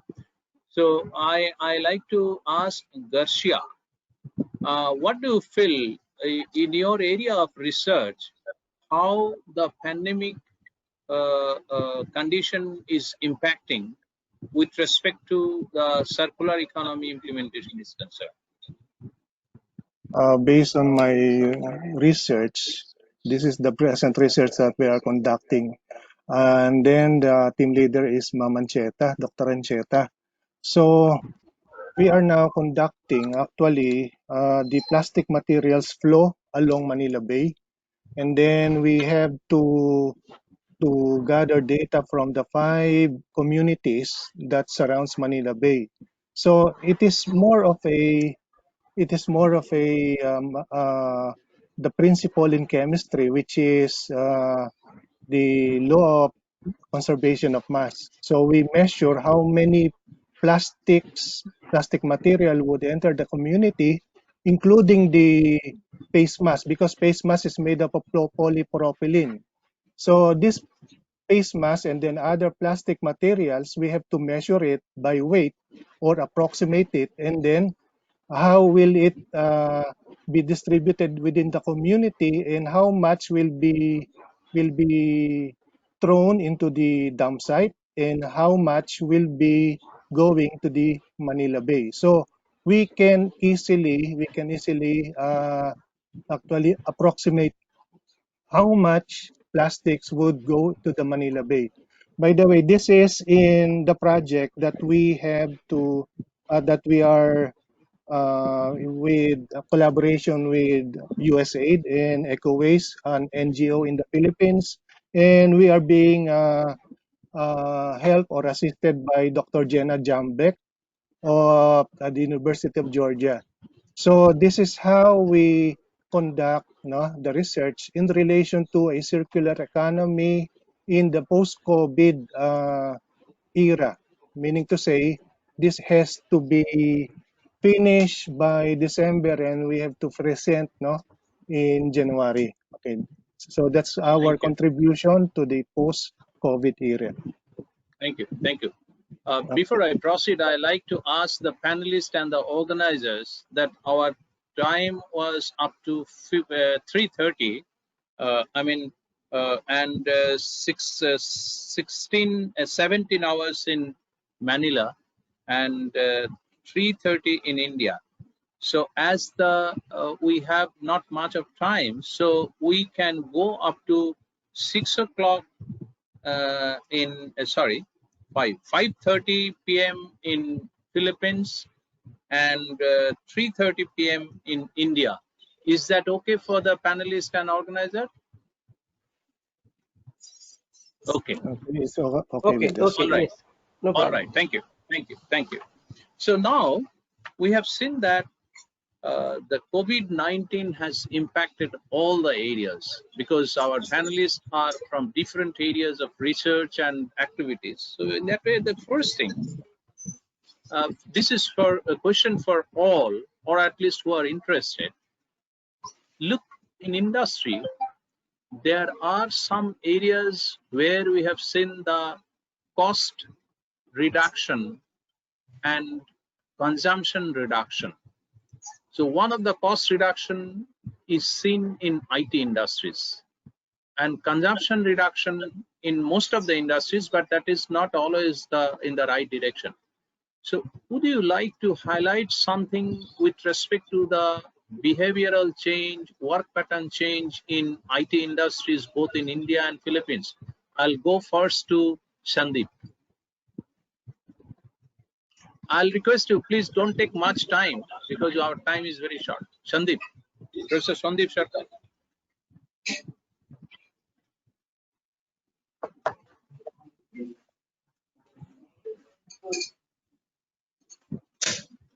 Sandeep is available. Okay, let us go to any other panelist who are here who is interested to speak on that. IT sector, how they are reducing the cost and reducing the efforts, getting the maximum benefit out of it. Darsha, want to say something? Okay, I would like to impart some knowledge about the attitude and behavior of the citizens regarding the disposal of not only the IT sector but also No, in I'm not interested now on the disposal behavior. I'm very much okay. interested on the Sir, this is Professor industry Halda. pattern, Can I speak like something? how they are Okay, reducing. okay. Please. Yeah, this is Professor Halda. Can I speak something in regard to this issue?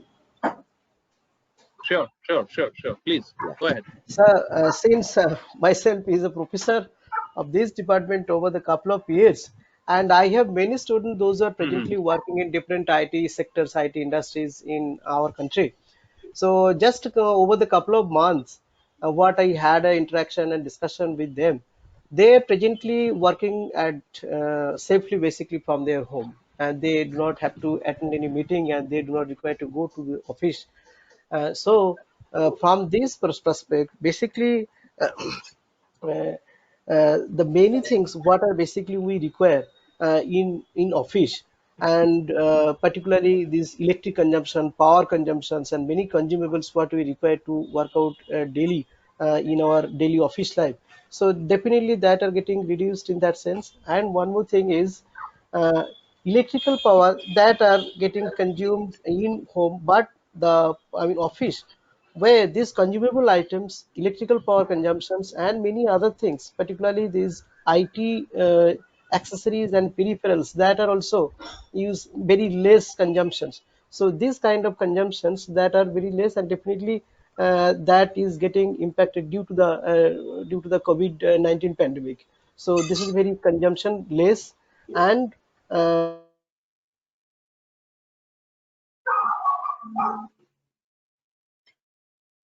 Sure, we can't hear you. We can't hear you. There is some problem.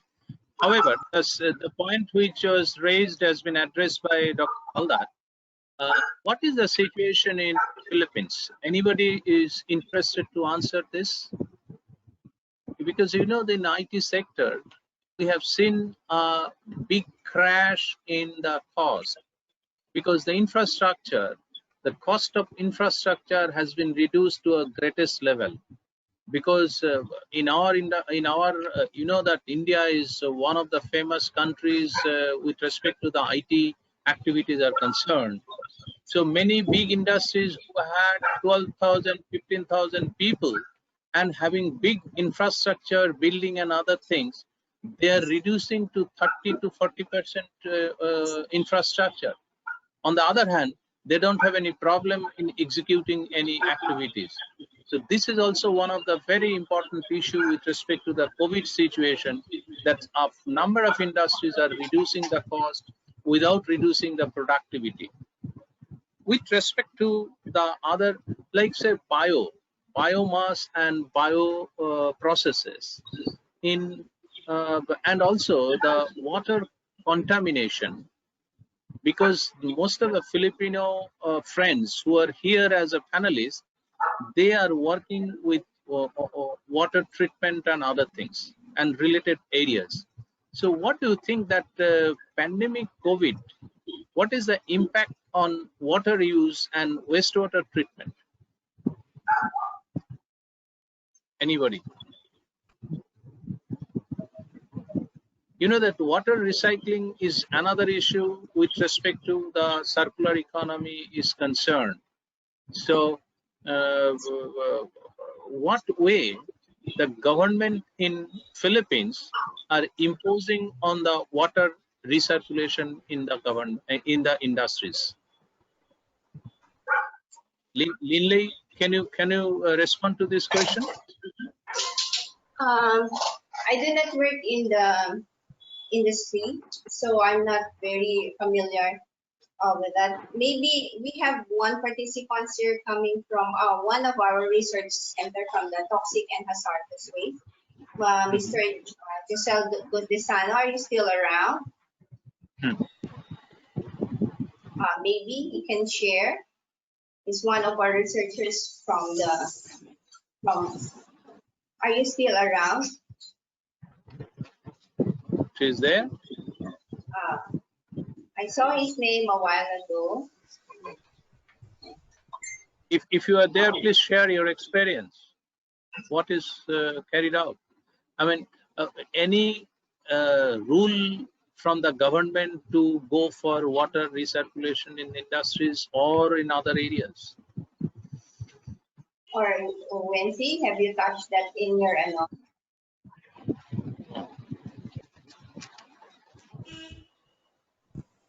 All right. So in India, there are a number of initiatives. So I request Dr. Haldar if you can give some light on it. Water recirculation and wastewater treatment. Yeah. Yes.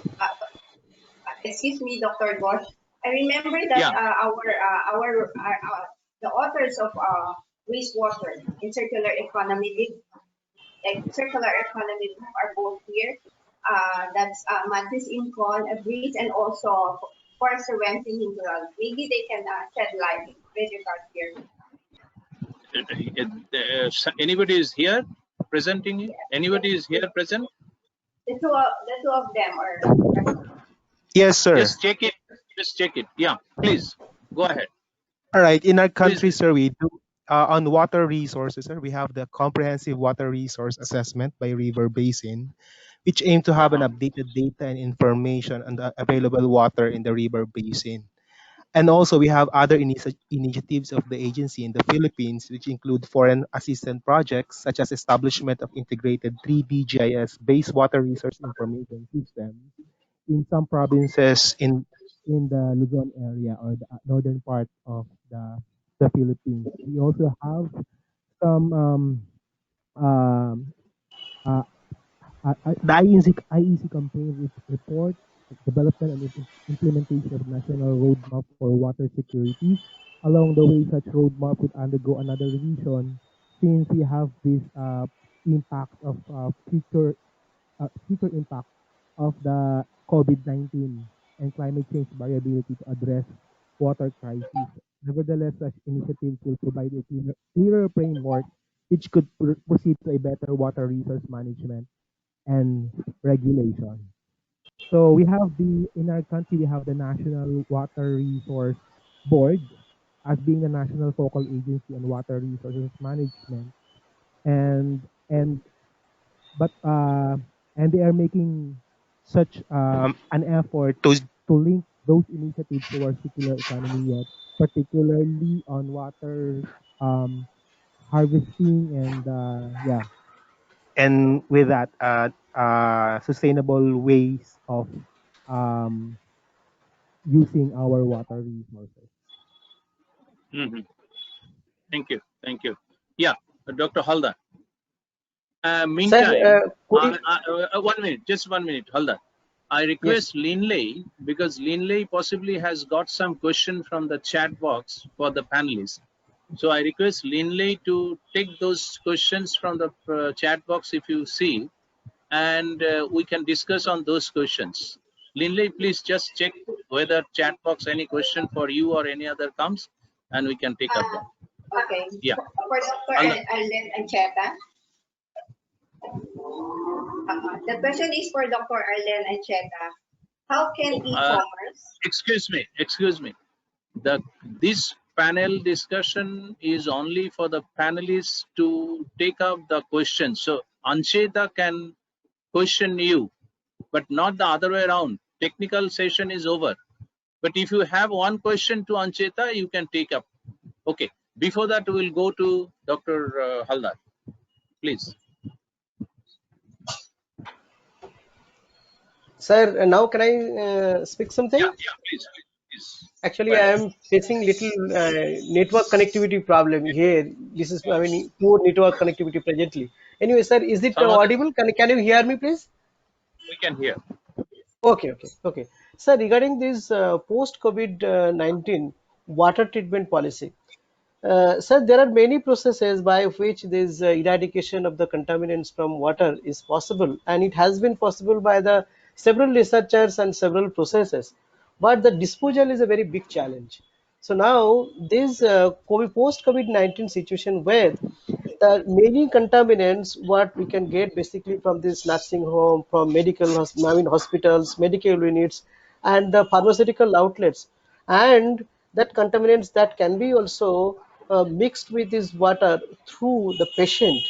So this water, so that can be highly treated by this integrated methods. So there are many processes, but this adsorption process, this is really a promising processes, and if it is integrated with the microbial remediation, so this process, it has already been pointed out by Professor Professor from Tezpur University. So this method, if it is possible to be integrated, so then highly this can be the possible way to highly remove these contaminants from the wastewater, and this integral way that will be also cheap as compared to the other conventional processes. So that is a very safest and cost economic approach to eradicate the contaminants from wastewater after post COVID, because this is a very big challenge to all of us. Thank you, sir. Yeah. Thank you. And one more important thing in India, all the industries who are taking a lot of water, I mean, water consuming industries, they are given the stricture by the government that all the water they are taking for the processes, that should be recycled. And most of our power plant, mainly the thermal power plant, those are all zero discharge plants. I'm quite sure that in Philippines also there are a number of examples of these zero discharge plants throughout the country. Yeah. Let us go to Ancheta. What is the question, Linley? Anybody else? Anybody wants to say something? The question is for Yeah, Linley. Okay, for Dr. Ancheta, how can Yes. e-commerce help reduce plastic waste? E-commerce is involved in, yeah. Can you hear me? Yes. E-commerce is involved in, e-commerce is very important now because of this delivery of goods and services, door-to-door delivery goods and services. However, we noticed that these goods being delivered by these industries like Lazada or Shopee are covered with several layers of plastic, though definitely they want to protect their goods, so to be in good shape when the good is good reaches the consumer. However, I think they have to be innovative and creative enough not to really cover it with the plastic, some kind of a probably they can make use of reusable materials to cover their delivered goods so as to reduce plastic generation. I think that's the answer to that question.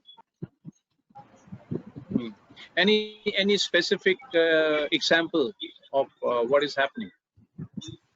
Any Like in my specific case, example on this? yeah, like in my case, I'm used to door-to-door delivery, but I noticed that aside from the usual package, no, the usual package, there are still layers of plastic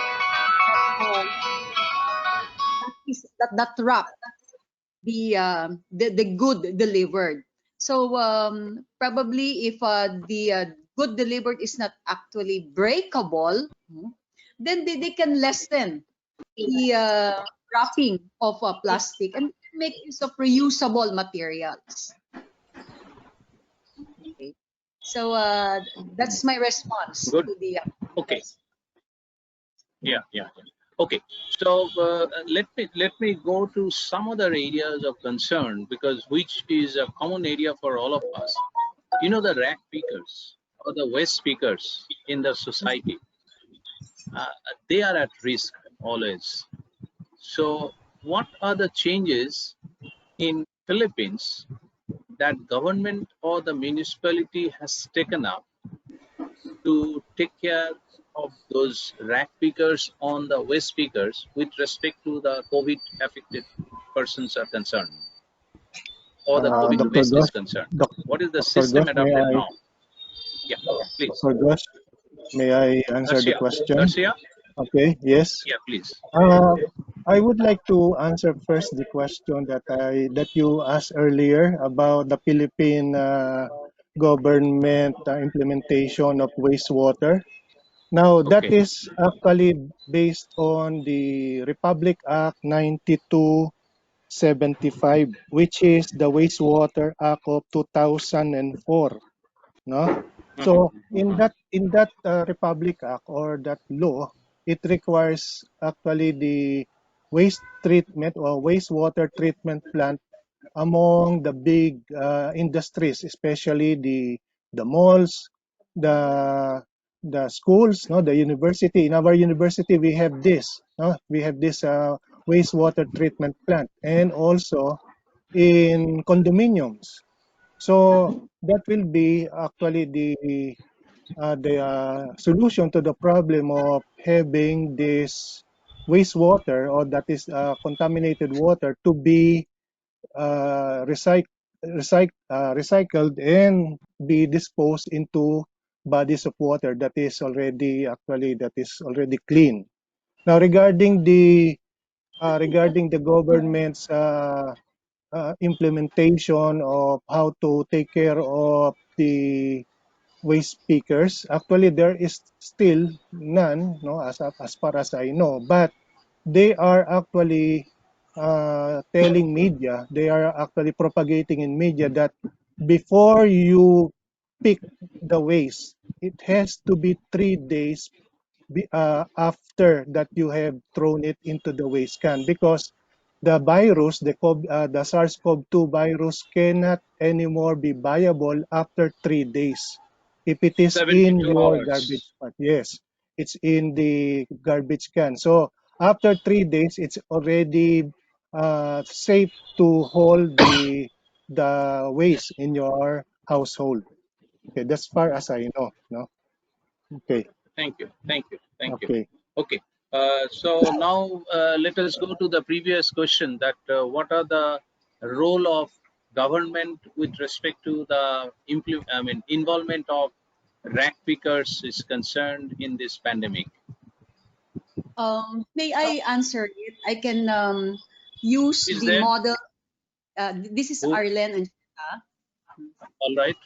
Please go ahead. this is regarding the role of the waste pickers, also protecting those waste pickers. Um, we I mentioned a while ago that the zero waste practices is that zero waste is being practiced in the city of San Fernando.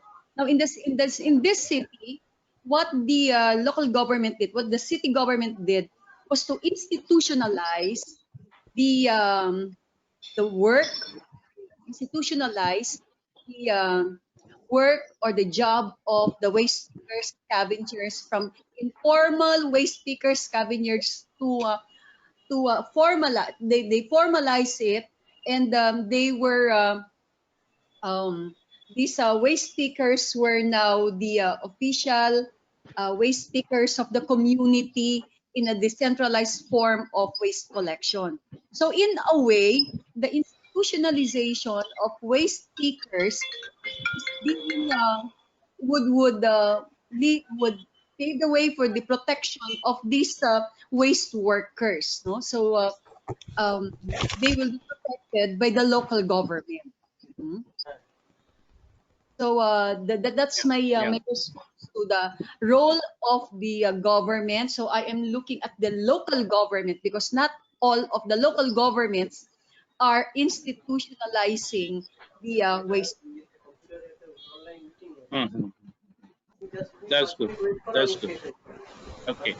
So now I believe that Professor Hazra is there. Professor Omid Hazra. Yes. Yeah. Uh, Kindly let us know what are the innovative process during this time the villages adopted, and also for the people who are the migrant laborers. Yeah. So first thing is Some of the that examples, because yeah.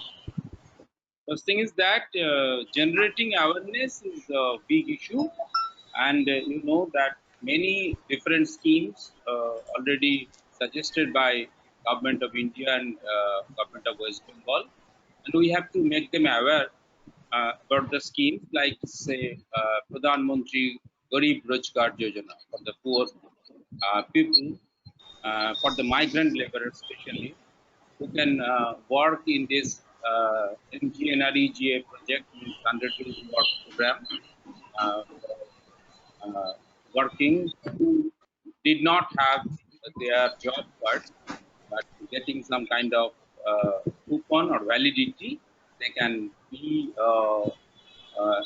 an active member of this MGNREGA program. Like this, many programs are there for them, like the ration system and others. So we have to make them aware that how they can access this thing, and in as we are giving different kind of training, so they have been shifted to present day situation needed It is already 6 o'clock in the Philippines.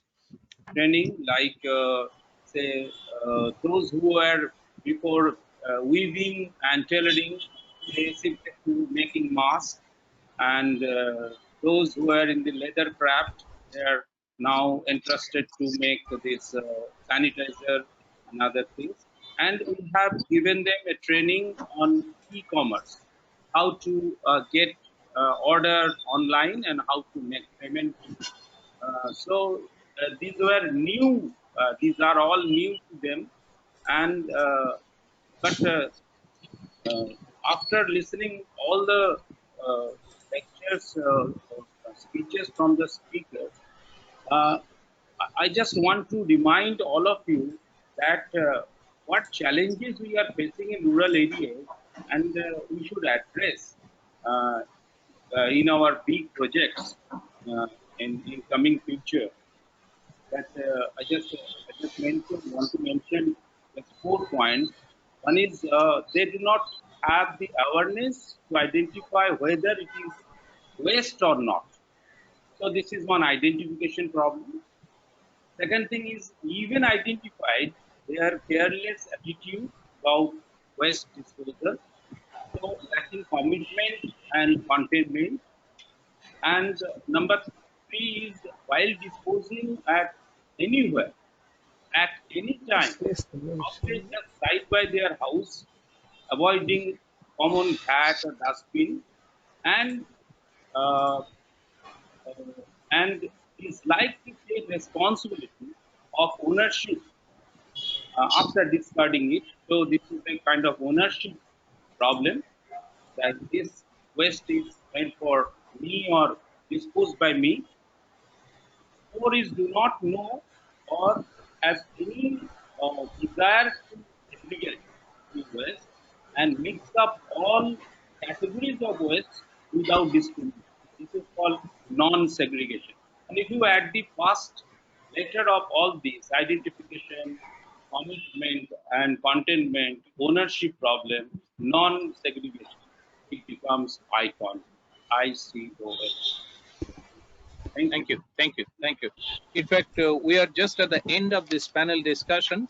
So some of the points which came out from this discussion is, one is there are number of initiatives for recirculation of water. A number of industries, specifically in IT industries, there are cost savings process during this COVID pandemic, which is not against the productivity. Third is, in each of the countries, specifically in India, the villagers and also a group of people who are poor, they are now involved in evolving different products out of that which we call recycled products out of different waste materials, which is a sign of the circular economy implementation within the society. And of course, we have to come out of this problem of COVID-19, but on the other hand, we have to change our behavior pattern, taking the help of this COVID-19 situation, because already our behavior pattern as well as the consumption pattern has changed a lot. So in that way, that we should take forward effectively and with rationalization, that how we can take care with the sustainable development in each of the countries throughout the world. So with this, I like to request each of the panelists for their very active participation and sharing their knowledge and thought processes. And I think that there may be some more questions from the chat box from different participants. So if there are any, we will send all those to the panelists so that they can communicate in email. And with this, I once again thank all the panelists, the organizers, and the participants for participation in this panel discussion as well as the program.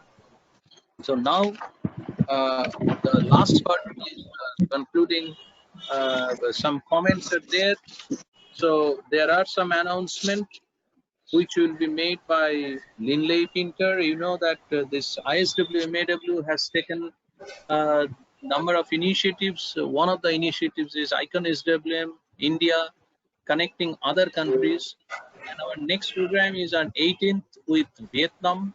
And our bigger program will be in the Asia Pacific countries, ISWMAW and UNCRD, with many other collaborating partners. You can be also the collaborating partners. You can request for them. That will be held tentatively on 30th of September. So we'll let you know the detail of this. And with this, I once again thank all the people, the UNCRD and other supporting organizations. Now I hand over the microphone to Dr. Linley Pinter for announcement of some of the programs. Linley.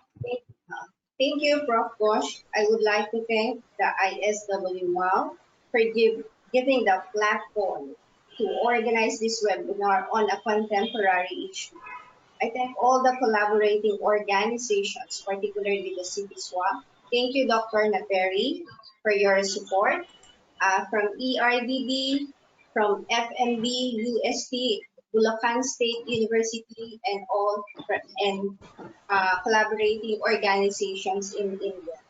I'd just like to have a few announcements because this coming December 2 to 4, there will be an international conference on sustainable wastewater management towards circular economy. That's why I would like to invite all researchers, officials, experts, and scholars to submit articles. This will be held in Kolkata, India, and the submission of article is due on October 30, of which the details is available at www.ismaw.com. We cordially invite you as well to submit articles for the book COVID-19 Compendium for Countermeasures to be published soon. The certificates will be available at the link that has been shown at the chat box in alphabetical order. At this point, I hope you enjoy the webinar. Thank you, Dr. Ghosh and your team. Thank you, Dr. Mohanty from Japan, Dr. Ha from Vietnam, and also my friends from Nepal, and for all the participants from the Philippines, mabuhay. Thank you. Thank you. Thank you. Yeah, there are a number of participants from different countries. Like I have seen from Nepal, from UK, from Japan, from Nigeria, from I can't remember. There are very few. So I request now the Payal or Sutripta who is available to tell us about the certificate of participation, where it will be available, and then hand it over to Mr. Mohanty for concluding remarks. Please. Thank you, Professor Ghosh. The certificates will be available from 18th September at our website www.iswmaw.com.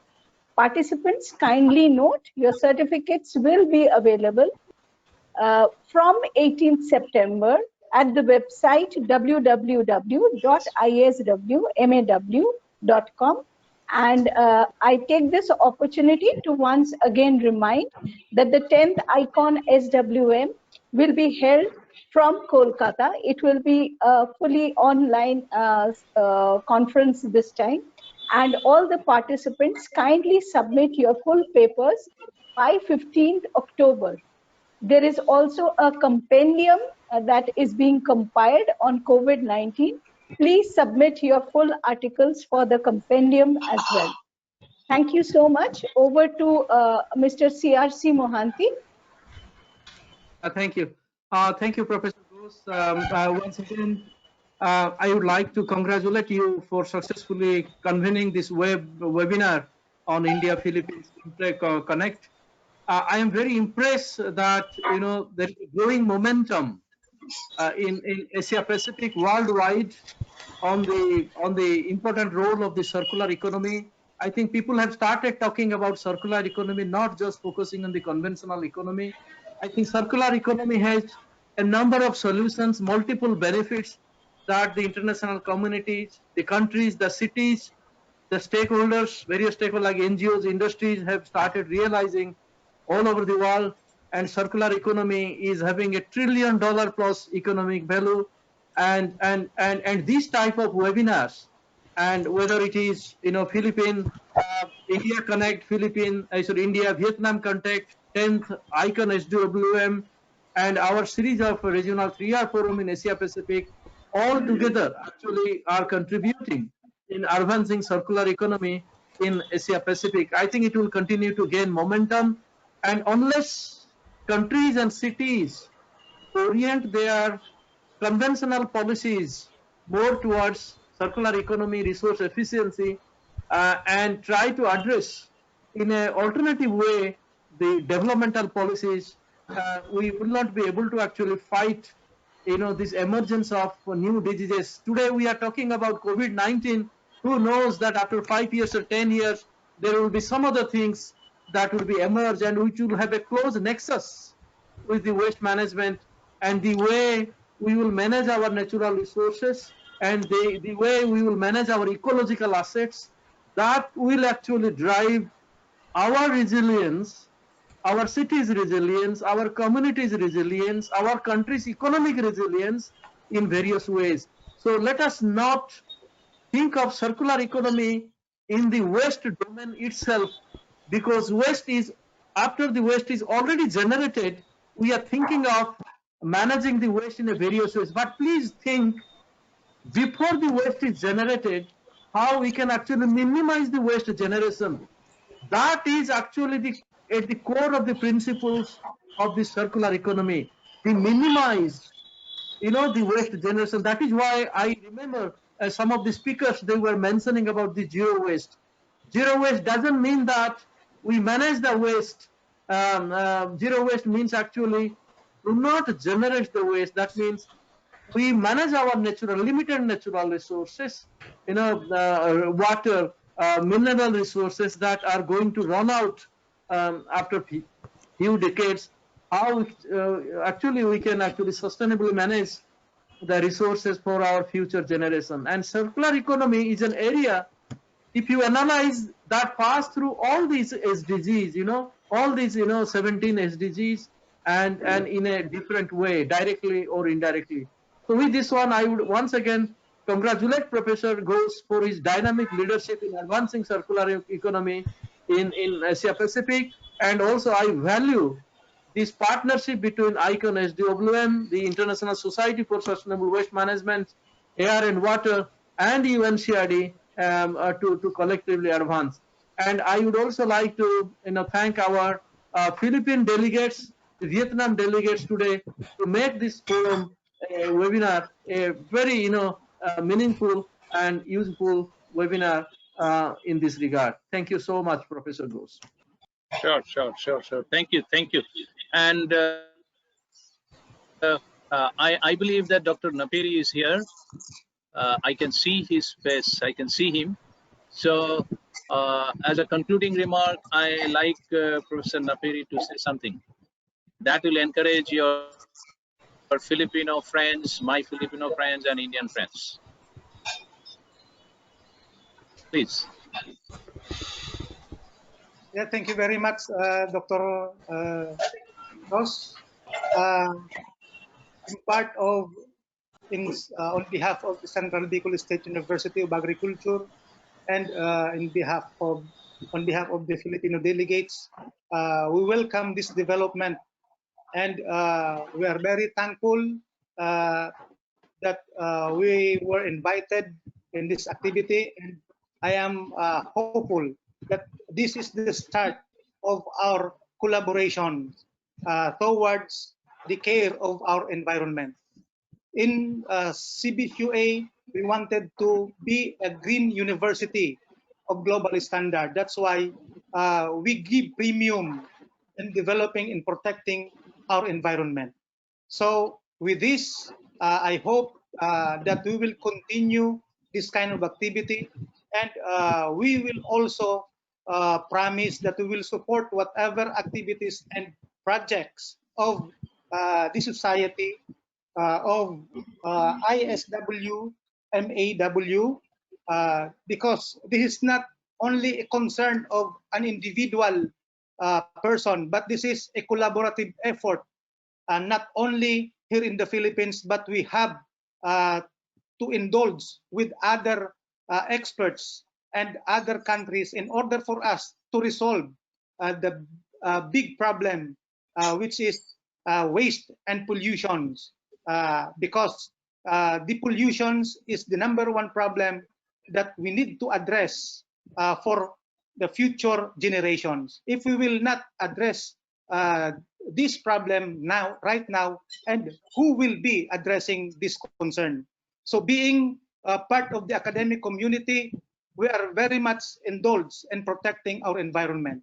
So again, I would like to convey my sincerest thanks for giving us this opportunity to be with you in this activity, and we will accept also whatever challenge that we will be part of in order for us to be partners in the future in environmental protections and waste management. Again, thank you so much. Thank you, and see you on December 2 and 4. Thank you, thank you, thank you. Dr. Figueroa is there. Figueroa and Professor Omid Chattopadhyay from UK. Where is Figueroa? He has already gone for dinner, I believe. Okay. Yeah, I can see Professor Barua. Please say something. Yeah, because he is really, my partner for quite a long time. I am really overwhelmed. This is a really good experience for me. And once again, I thank you. I have no other words at this moment. Really, I am enriched, and this collaborations will definitely help a region to overcome the whole crisis. Crisis we will face, and if we come together, there is a good chance. And we look forward for the December event. Thank you very much. Thank you all my colleagues, all my academicians, all my co-panelists, all the persons who have joined today. Thank you, sir, for giving the opportunity. Thank you. Thank you. I want to have two persons to be on the stage, one from India and one from Philippines. From Philippines, I want some student to say something, and from India, anybody.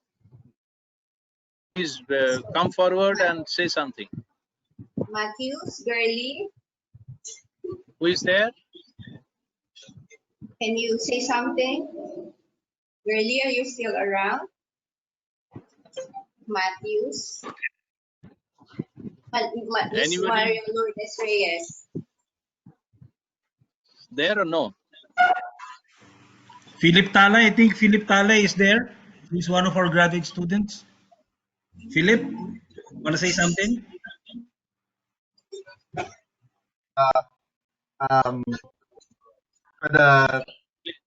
Go ahead. Thank you much. This has been a very long day for all of us. The issues of environment and ecology is very much important, and this is also part of our priority programs. And as a development education student in the graduate school of CDSUA, I see many possible projects that can be collaborated with different international universities in the improvement of and attainment of the sustainable development goals, which were very much affected of the pandemic. This webinar is an eye-opener for graduate students like me and to other students who have attended. Thank you very much. It is a very wonderful experience. Thank you all. Thank you. Thank you. I can see Sujata from India. Sujata from India. Sujata is there? Can you say something? Sujata. Are you there? Sujata is the principal of some college in South India.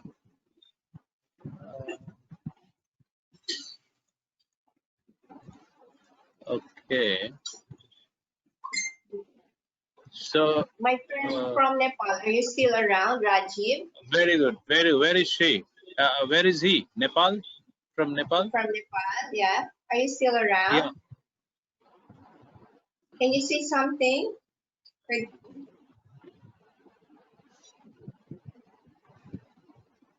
Maybe it's left. Okay. Yeah. Mr. Mohanty, want to say something? Yes, yes. Just to add my sincere apology. I forgot to mention your beautiful team. Ishita, the incredible job. I think I should not conclude my speech without actually thanking all your beautiful team who are working behind you day and night to make your webinar successful. Please, all of you join to give all of them a big hand, your entire team. Thank you. Thank you for giving me this additional time. Thank you.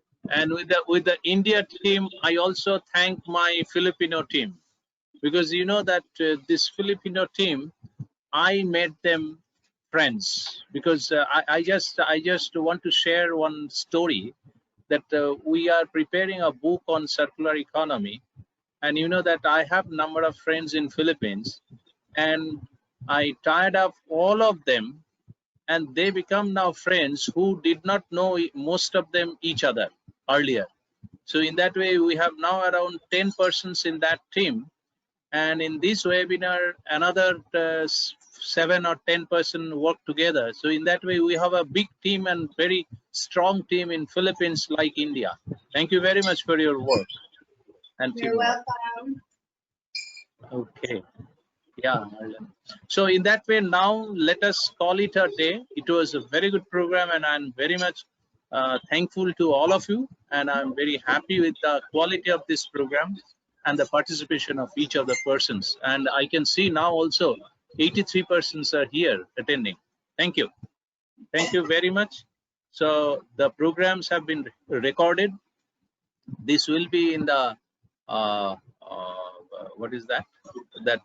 It will be available in the net and also YouTube.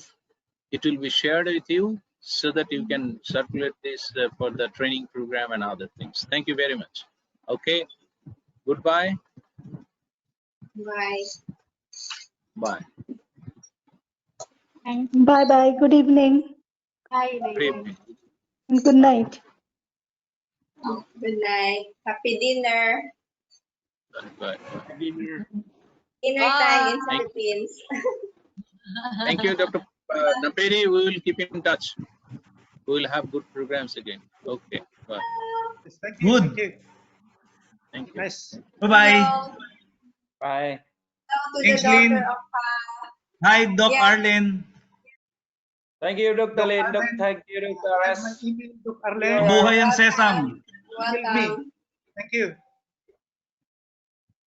Thank you. Thank you. Thank you, Dr. Thank you. Naperi. Yes, ma'am.